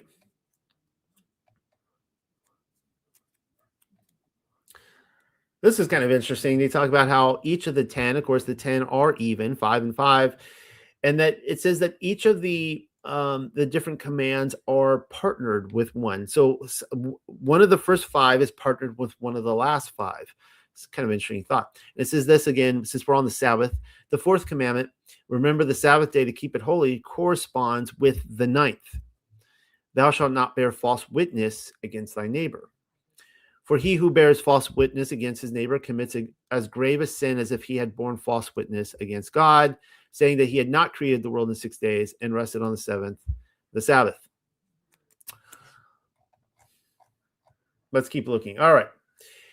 Moses chosen as an intermediator. And we are told in Christianity that Jesus is our intermediator. And, I think he is. But I'm going to show you that the 2 pillars, not of Freemasonry, but the 2 pillars of the Bible right here. After Israel had heard the 10 commandments, they supposed that God would, on this occasion, reveal to them all the rest of the Torah.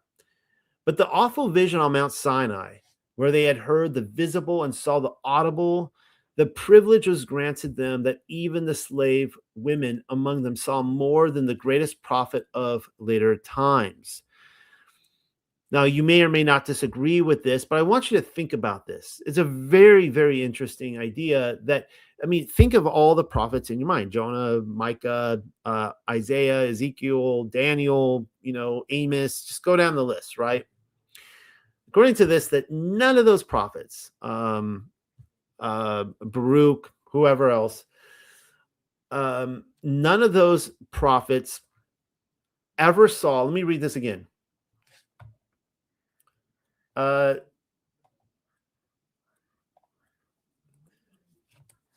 On that awful vision, but the awful vision on Mount Sinai, where they heard the visible and saw the audible, the privilege was granted them that even the slave women among them saw more than the greatest prophet of later times. This vision had so exhausted them that they would surely have perished had they heard another word from God. They therefore went to Moses and implored him to be the intermediator between them and God. So they're giving you reasons here why. There's a lot of thoughts on why the Torah was kind of dished out over a certain segment of time. Well, that they're explaining to you here why. God found their wish right, so that he not only employed Moses as his intermediator, but determined in all future times to send prophets to Israel as messengers of his words.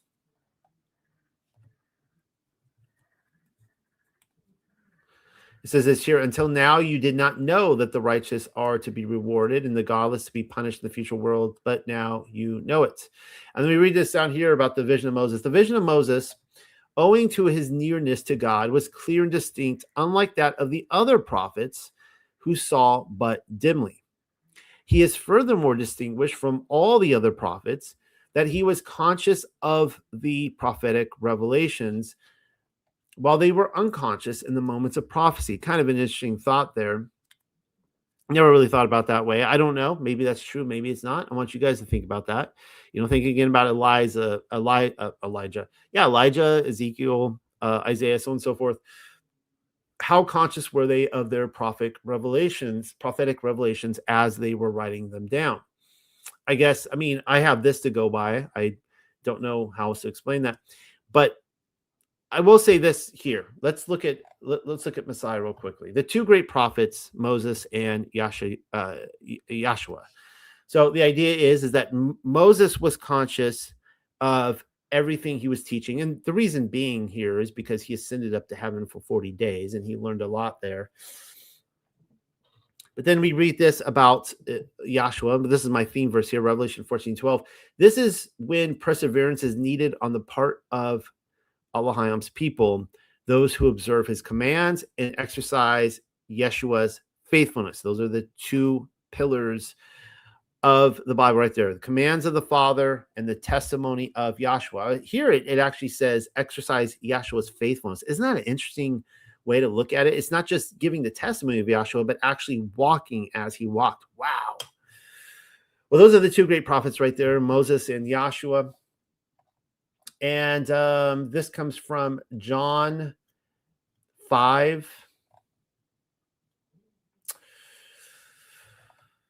If I testify on my own behalf, my testimony is not valid. But there is someone else testifying on my behalf, and I know that the testimony he is making is valid. You have sent to Yochanan, and he has testified to the truth. Not that I collect human testimony, rather I say these things so that you might be saved.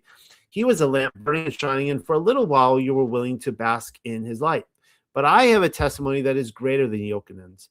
For the things that the Father has given me to do, the very things I am doing now, testify on my behalf that the Father has sent me. In addition, the Father who sent me has himself testified on my behalf, but you have never heard his voice or seen his shape.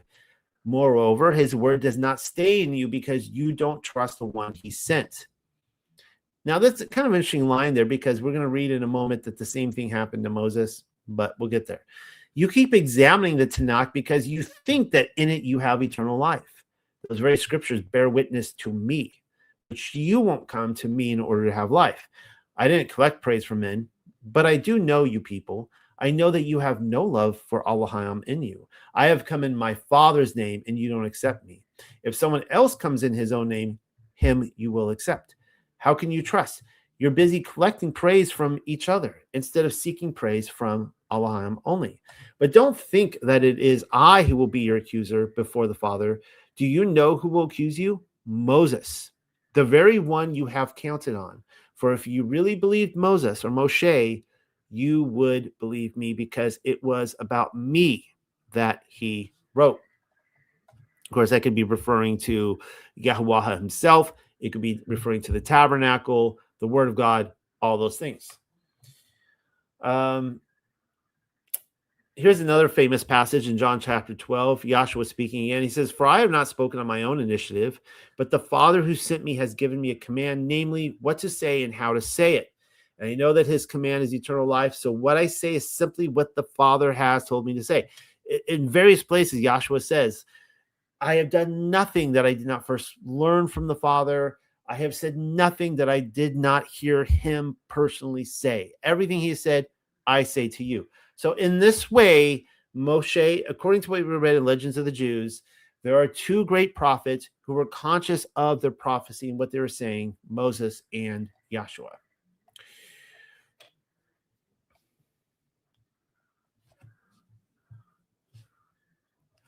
Here's another great passage here.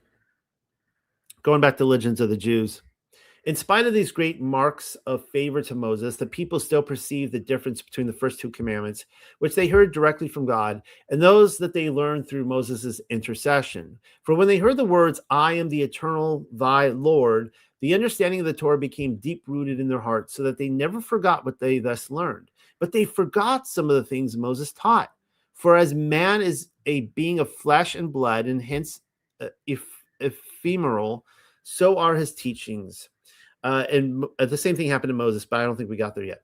They hereupon came to Moses saying, oh, if he would only reveal himself once more. Oh, that once more he would kiss us with the kisses of his mouth. Oh, that understanding of the Torah might remain firm in our hearts as before. And Moses answered, it is no longer possible now, but it will come to pass in the future world, the world to come, when he will put his Torah in their inward parts and write it in their hearts. Which is, of course, a promise of the new covenant, isn't it?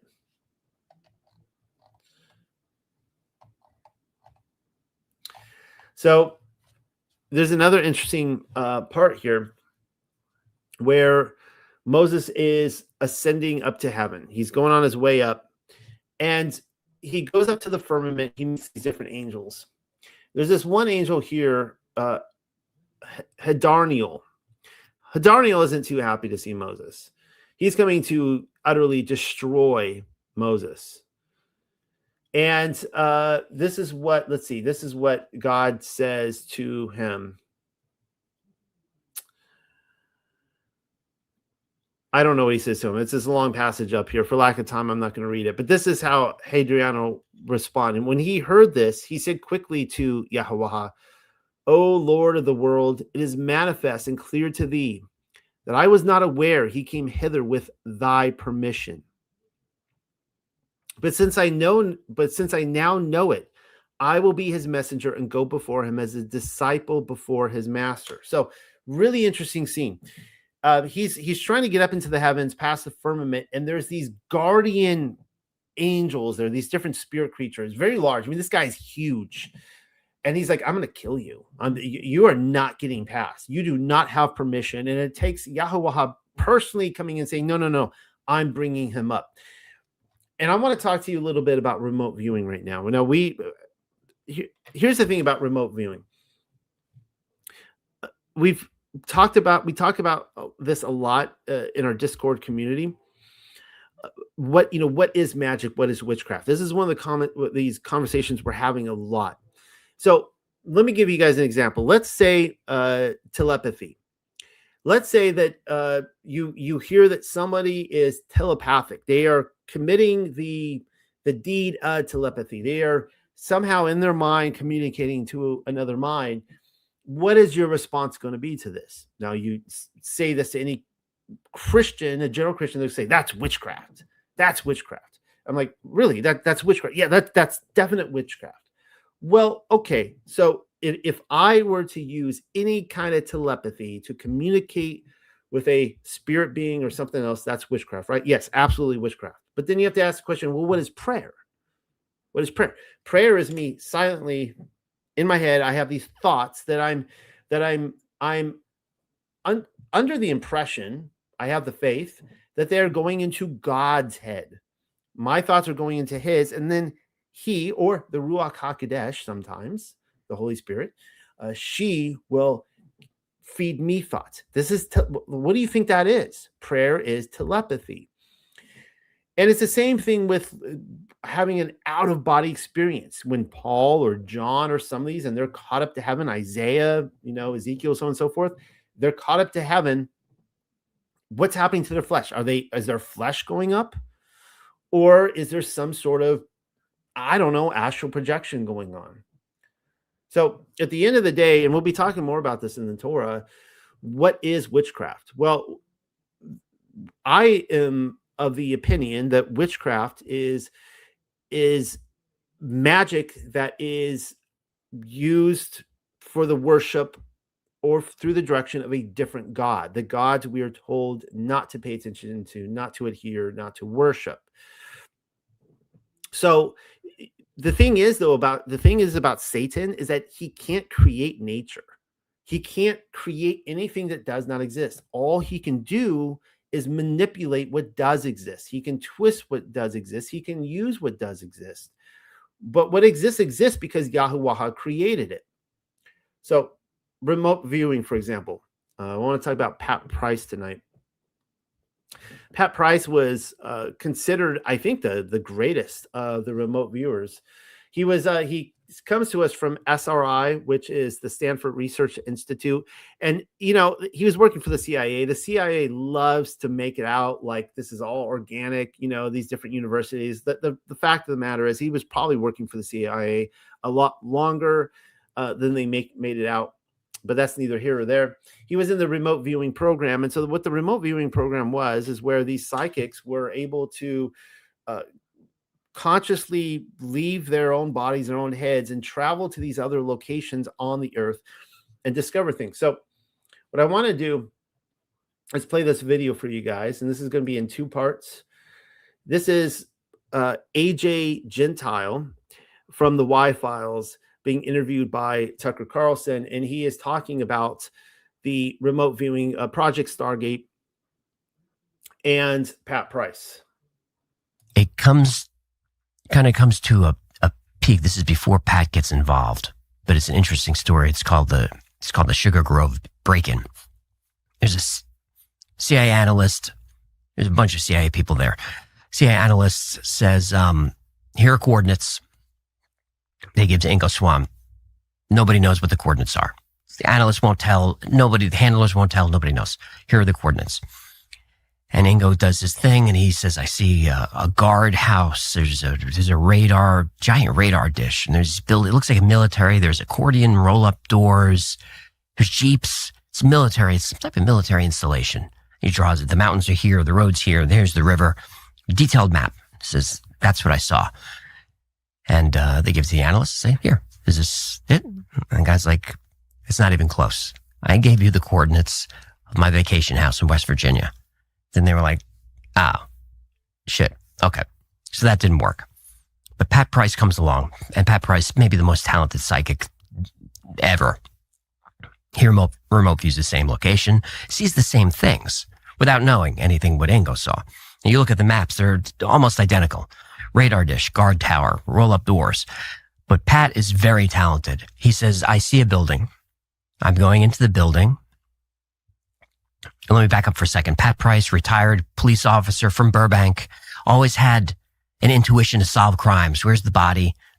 Price knows. Where's the suspect hiding? Price knows. He just thought he had a hunch. But he retired and started to develop this skill and heard about this program and got involved. So that's Pat Price. So he sees the same things. So now that's clearly not a coincidence. So this is not a log cabin vacation home. What's going on there?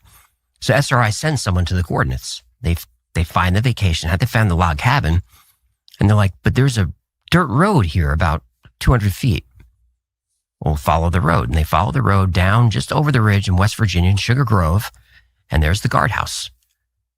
It's a military installation, and they can't enter, but they can see there's a radar dish. The problem was Pat Price went into the building.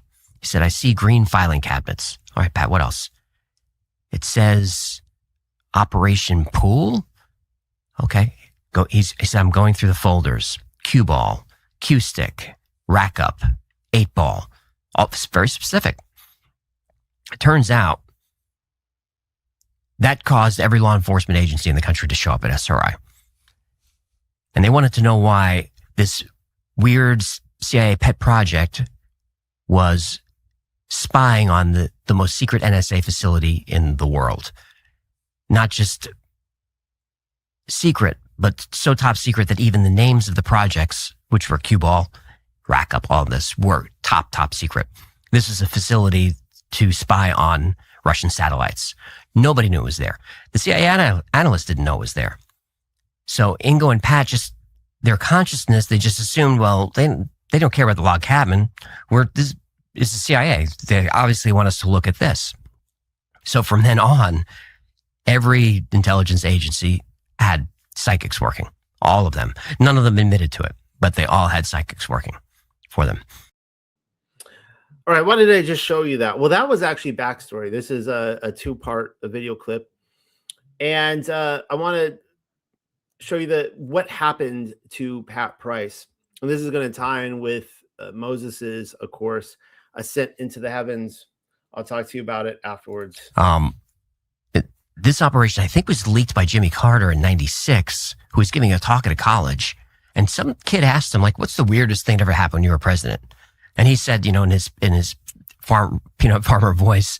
We had this Russian bomber go down in Africa, and we needed to get there before the Soviets. We didn't know how to do that, but we knew we had this group of like psychics that could see stuff, and they were helping solve. Because we were involved with the Patty Hearst kidnapping. They helped find that. But that's not why they reported, but it happened. So they had a remote viewer who was really just like a receptionist that they trained to do this. Because this is an ability that we can all do. She found where that bomber went down, and the American military was able to get there before the Russians and retrieve this bomber. This is all documented.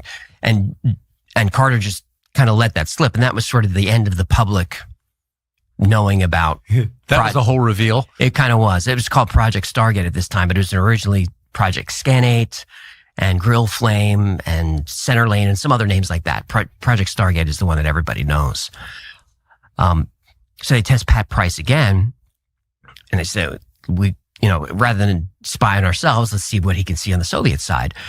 And Pat draws this. He says, I see a science fiction crane, and he draws it out. It's a big gantry crane, which is like a 100-foot tall crane that sits on railroad tracks. It's a huge thing. And he draws it and shows it to CIA, and they can't believe it, but it matches aerial photography. So he sees it.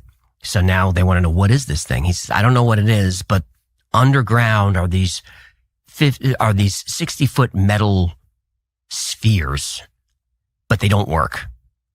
Nobody knows what they are. It later comes out that they weren't 60-foot spheres, they were 58 feet, and they were containment for nuclear material, but they didn't work. So he saw that. That was Pat Price. CIA is so impressed with his work that they say, you just come and work for us. So they pulled him out of SRI, and he's exclusively working for CIA at that point. He's doing some of his own remote viewing kind of on the side, some not espionage. He's looking around. And his most famous one is he remote viewed Mount Hayes in Alaska. And he sends his consciousness into the mountain, and he sees inside the mountain tall, thin alien beings working alongside American military. He sees it inside the mountain. Now, people have gone up there. There's no way in. There's no way out. I can't prove any of it, but this is what he saw. So he takes that information. He gives it to Hal Puthoff. Hal's no longer with Stargate at this point. I think it's run by Skip Atwater. Could be wrong, but I think it was Skip. Gives it to Skip, and Skip passes it along. Just a couple of days later, Pat is in Las Vegas, and he's in the hotel lobby, in front of the elevators, heading up to his room. Someone bumps into him, and he feels like a pinch on his leg. Goes upstairs, calls his wife to say goodnight. She says, you don't sound good. He says, I don't feel well. He says, say goodnight, and he's found dead the next morning. 58 years old. They called it a heart attack, but no autopsy is done. Someone comes in with credentials. And they say, we'll take it from here. Pat's body's cremated. And then they call his wife and say what happened. And Pat's now buried in an unmarked grave in North Hollywood, which you can find if you want to pay your respects, if that's where Pat is. Pat Price, probably the most talented that there was. Well, it looks like I was taken off the air. Maybe it's a copyright issue. Maybe I was showing too much commentary for YouTube. Nevertheless, I'm going to finish this recording. I'll post it again so you guys can all see it. Maybe I'll have to edit some of that out. And so what I wanted you to see there with that video specifically was see, now I'm kind of little shaken up here because I was just taken off YouTube Live. Hopefully the recording will still go through. Was that this remote viewer saw something in the spiritual world that he wasn't allowed to see. He saw these entities. Undoubtedly, these entities, these aliens were alerted to him, and he ended up getting killed. And that's what would have happened to Moses. Yes, people are buzzing me right now, telling me I'm offline. I know I'm offline, but I'm going to finish this anyways. I'm going to finish my Torah portions, even if I'm the only person on this earth to hear it. Kind of interesting that it must have been copyrighted material. I don't think it was because of the subject matter that was taken down. Well, here we have right here the Ark of the Covenant. I bet you didn't think that I couldn't tie in remote viewing to anything else in the Torah portions. Well, if you did think that, you're wrong. The Ark of the Covenant, the CIA documents, this came out last year in 2025. CIA documents declassified reveal attempts to locate the Ark of the Covenant via remote viewing. This comes from Stargate. You know, they told us that that it came to an end. Well, actually, they told us it came to an end in the 90s. We know that they're still doing it, but this actually is declassified papers from the 1980s. I think 1988 specifically. There it is right there, December 5th, 1988. Dated December 5th, 1988, claims that remote viewer number 32, whoever he is, was tasked with identifying a mysterious target, later identified as the Ark, in a secret Middle Eastern location. The viewer reported seeing the Ark protected by entities with unknown powers, raising new questions about the artifact's real existence. Now, they don't really know exactly where it is, right? It's somewhere in the Middle East. They can figure that much out. The remote viewers. But it gets a little bit interesting. So they see the Ark of the Covenant. They're like, what is that? Is that the Ark of the Covenant? And they could see these spiritual entities right there waiting to kill them. Just like good old Pat got killed, right? After seeing the aliens. And it says this: in a fascinating classified CIA report, a remote viewer tasked with identifying an unknown object provided details suggesting the presence of the Ark of the Covenant. Unaware of the target's identity, the remote viewer described a container made of wood, gold, and silver, resembling a coffin adorned with, he says seraphim, but that can't be right. That has to be wrong. Maybe, I don't know how he's describing seraphim. We know they're cherubim. Those are two types of angels, guys. Two distinctly different types of angels. Oh, good. I'm back on. It looks like I'm back on live. So yeah, I was probably taken down. Maybe it was a copyright strike. I don't really know. Maybe I wasn't allowed to play those, even though it was stamped and everything. I don't really know. I'm glad I'm back on, though. The target's location, according to the viewer's vision, was a secret underground facility surrounded by mosque domes and populated by Arabic-speaking men dressed in white. So they're saying it's in the Middle East. It's being held by some Islamic people under a mosque. Maybe that's all it cover, though. Maybe it's fake mosque. I don't really know. Keep on, this is the 1980s too. And we read this as well. The remote viewer's description took a more intriguing turn when they mentioned the presence of entities guarding the Ark. These protectors, the document states, ensure that the container cannot be opened by anyone except those deemed authorized. According to the document, attempts to pry open the Ark or force it open would result in destruction by the container's protectors, who use an unknown power to eliminate intruders. These mysterious protectors have fueled speculation that the Ark's protection is far beyond what modern science understands, and yada, yada. I cut out the rest of the article because then they start gaslighting you. But then this interesting thing happened. So remember, this declassified document came out last year, March, I believe, 2025. And around the same times, we see James O'Keefe here at Mar-a-Lago. Yeah, you were probably wondering if I would bring Trump into this one. I managed to do it as well. Again, it's going to be a struggle each Torah portion to figure out how to somehow bring a mention of Trump into it. But I was able to do it this week with the remote viewing. And there's James O'Keefe at Mar-a-Lago standing in front of an Ark of the Covenant. Now, I'm not here to tell you that that is the Ark of the Covenant. I don't believe it is. And I think that if it was, people would be getting their eyes melted out of their skulls or burned or whatever. But, you have to wonder, is it under, maybe government control, U.S. control, whatever? And is Trump sending a message here that he has in his possession the Ark of the Covenant? One can only wonder, speculate at this point. It is to be noted that this week, this is February 20th, 2026, that a lot of alien and UFO documents are promised to be declassified. Will we find, underground bases, dumb tunnels, Antarctica, Alaska, places like that, military bases with aliens in the declassified documents, we shall have to find out. All right. What else do I have for you today? Skipping way ahead, we learned this about Moses' 40 days in heaven. Moses now stayed 40 days in heaven to learn the Torah from God. But when he started to descend and beheld the host of the angels of terror, angels of trembling, angels of quaking, the angels of horror, then through his fear, he forgot all he had learned. Oh no, bummer. For this reason, God called the angel, what is this? Yephethiah, the prince of the Torah, who handed over to Moses the Torah, ordered in all things and sure. All the other angels too became his friends. Oh, isn't that nice? The very angels that wanted to kill him, they're all his friends now. And each bestowed upon him a remedy as well as the secret of the holy names, as they are contained in the Torah and as they are applied. Even the angel of death gave him a remedy against death. That's interesting. Share it with us, Moses. The applications of the holy names, which the angel through Yephethiah, the prince of the Torah, and Metatron. I did assure people that Metatron would come into this today. The prince of the face taught him.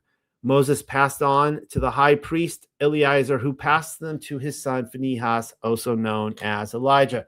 What just happened? Well, believe it or not, we just went into Kabbalah territory. Of course, Metatron is there. Metatron is connected with Kabbalah. But what they're essentially saying here is that Moses not only received the written Torah, he was up there to study and learn it so that he could, this is what he's seeing in the 40 days in the mountain, right? But there's also, they're claiming, according to this, an oral tradition, a way to interpret the Torah, a mystical way to interpret it, which comes down to us. It was finalized during the Middle Ages. We know it as Kabbalah today. Now, again, I'm not passing judgment on it. I have learned as a former Protestant, and yes, I say former Protestant, that I was fed a lot of propaganda about Rome and other things, and the Torah itself, which were completely wrong, and I would say satanic. I mean, Satan himself is speaking through many pastors in the Protestant church, telling you about that cursed Torah, and thank God that it's done away with. You couldn't even keep it if you tried. Don't even try to be righteous. Did God really say? That sort of stuff.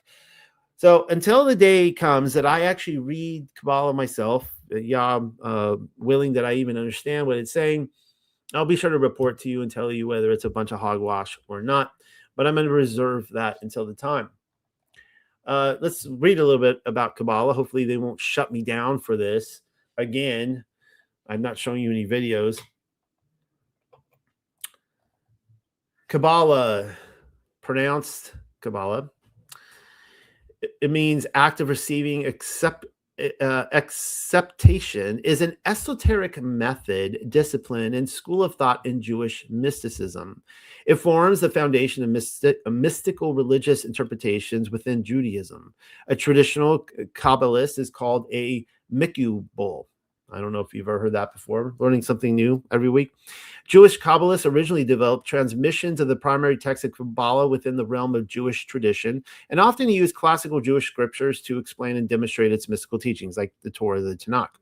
Kabbalists hold these teachings to define the inner meaning of both the Hebrew Bible and traditional rabbinic literature, and their formerly concealed transmitted dimension, as well as to explain the significance of Jewish religious observances.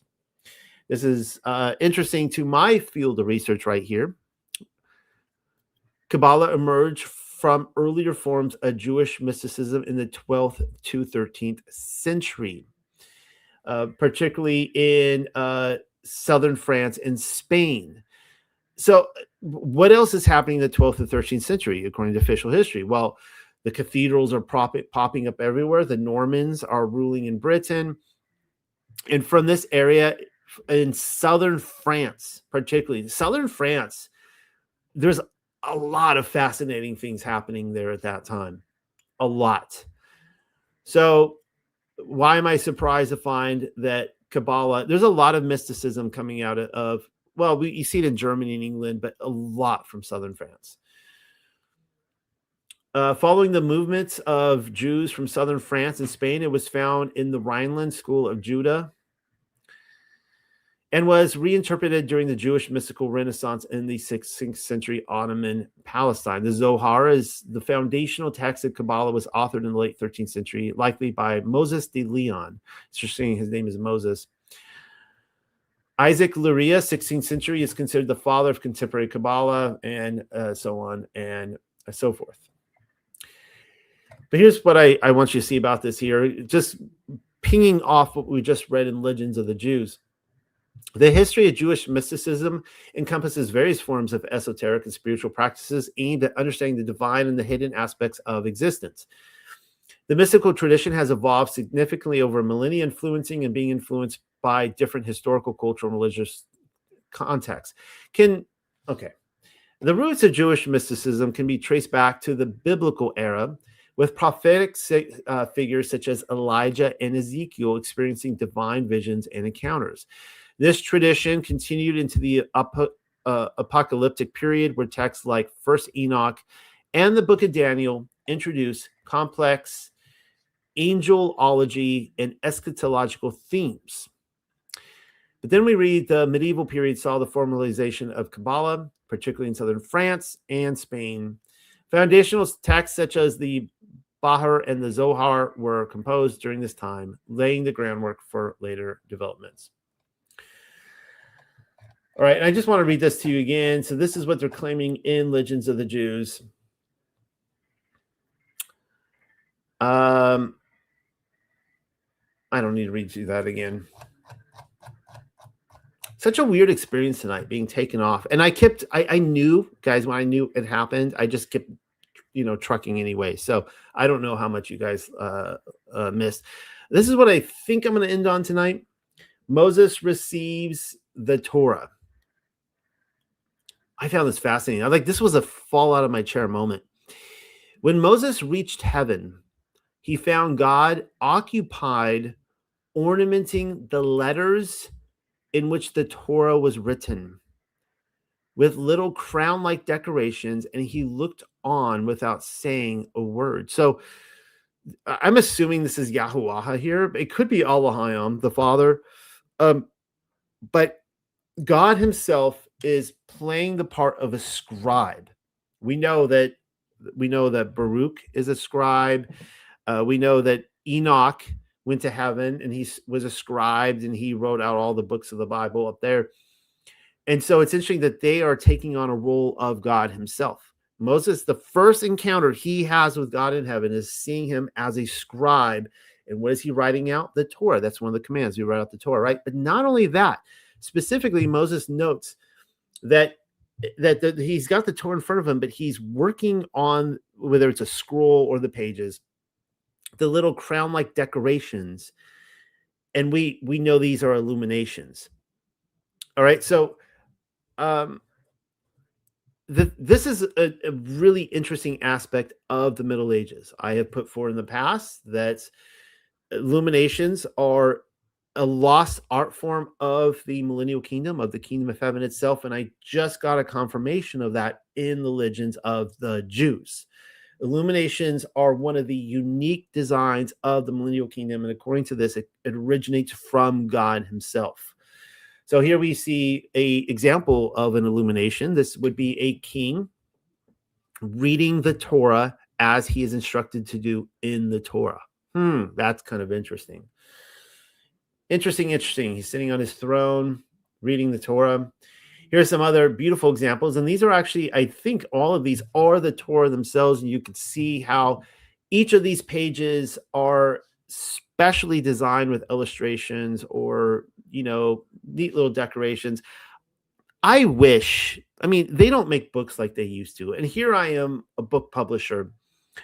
I wish I could put out a book like this for you guys. But you guys know that if I were to set Pamela or Rebecca, like you go to the store, you order a book, and it's 300 pages, and the expectation is that every single page is decorated like this or like this. A couple of beautiful lines of Judah there, some nice Hebrew words.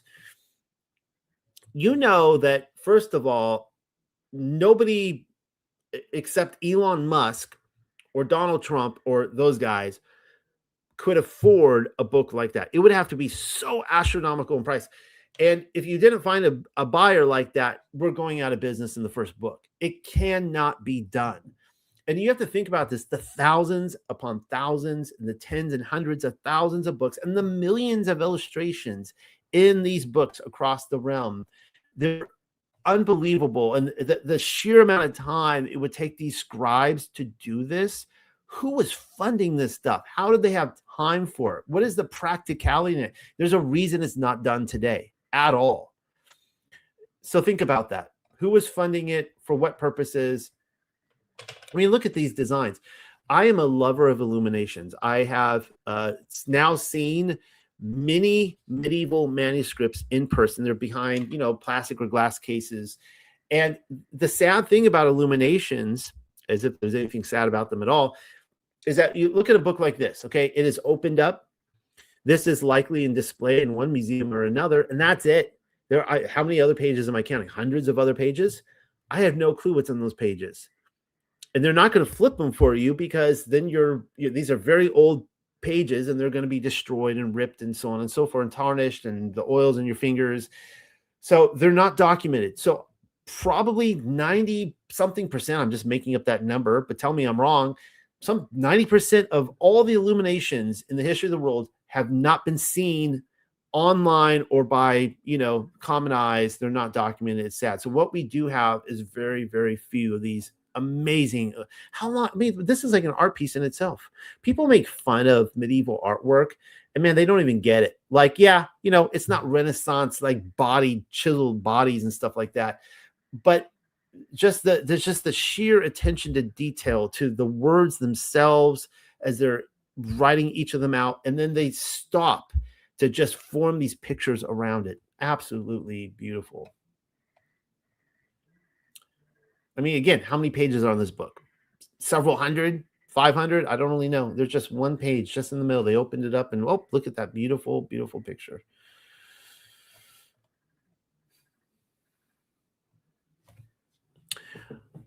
Here's another interesting passage. The 40 days that Moses spent in heaven were entirely devoted to the study of the Torah. He learned the written as well as the oral teaching. So that goes back again into the Kabbalah, right? So they're saying in Legends of the Jews, again, look, just take this for what it's worth, okay? Take it with a grain of salt. You don't have to agree with any of this. I'm just a messenger here, right? So they're saying that he was fed the actual words of the Torah, which he was to give to Israel, but he also learned a mystical meaning behind the Torah.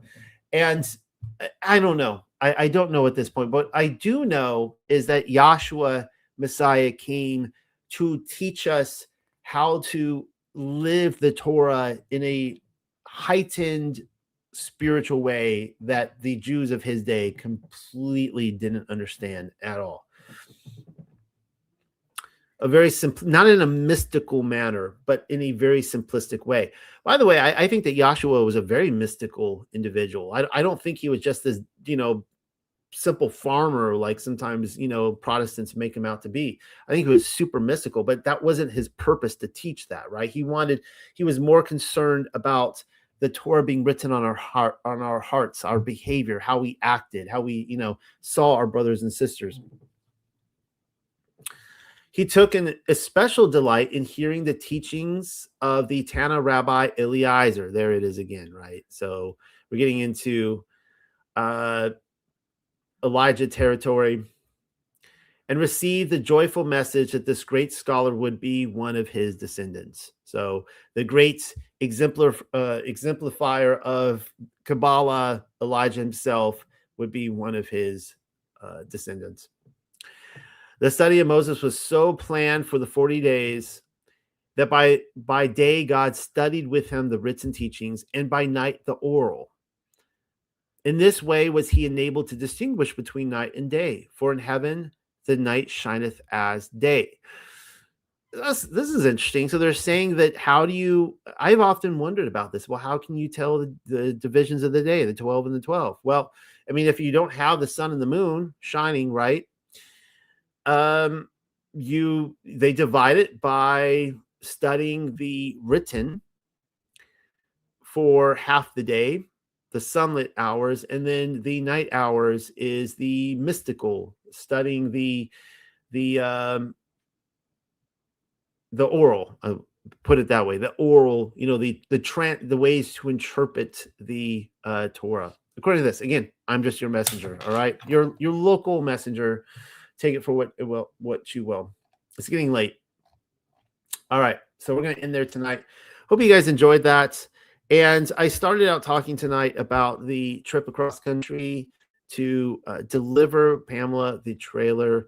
And I want to thank the friends of Tuck for that. There have been some very generous people out there, like the person who donated the trailer, as well as the person who donated a car to her.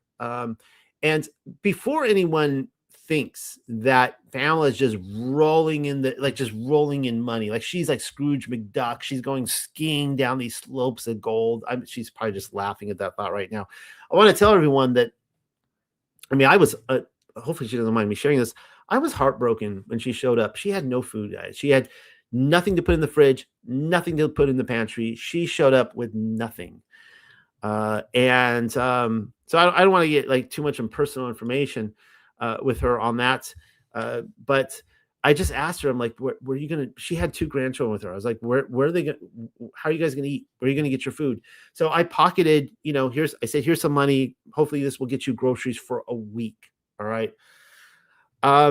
So I just want to, she is, for all the generous gifts that she's getting out there, like, again, a car for transport, a place to live on wheels, like a trailer. This is so generous. She appreciates it. I appreciate it. But she needs your ongoing support as a community. You can reach out to Pamela. And thank you, everyone who has helped me in this journey. I have support from my family as well. And it costs a lot to get the hotel room and the gas to get out there and haul it and the food and all that kind of stuff. So thank you for those who chipped in to help this trip to make it possible, this mission trip out to Alabama and back there and back again. Not a hobbit's tale, I guess a tuck tale.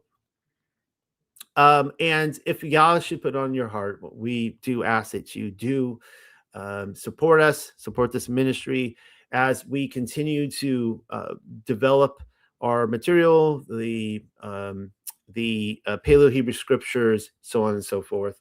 And I hope to be doing this for a very long time with you guys. I enjoyed tonight. We had the hiccup. That's, thing about being live, some learning curves. I really didn't think those short clips would take me off the air. I'm really surprised by that because other people play it. It's no big deal. But apparently, I don't know. Maybe I needed to have my face on the side while I did it. Maybe that's what caused the problems. So hope everyone has a good Sabbath day. Let's do this again next week. Love you guys. Good night, everybody.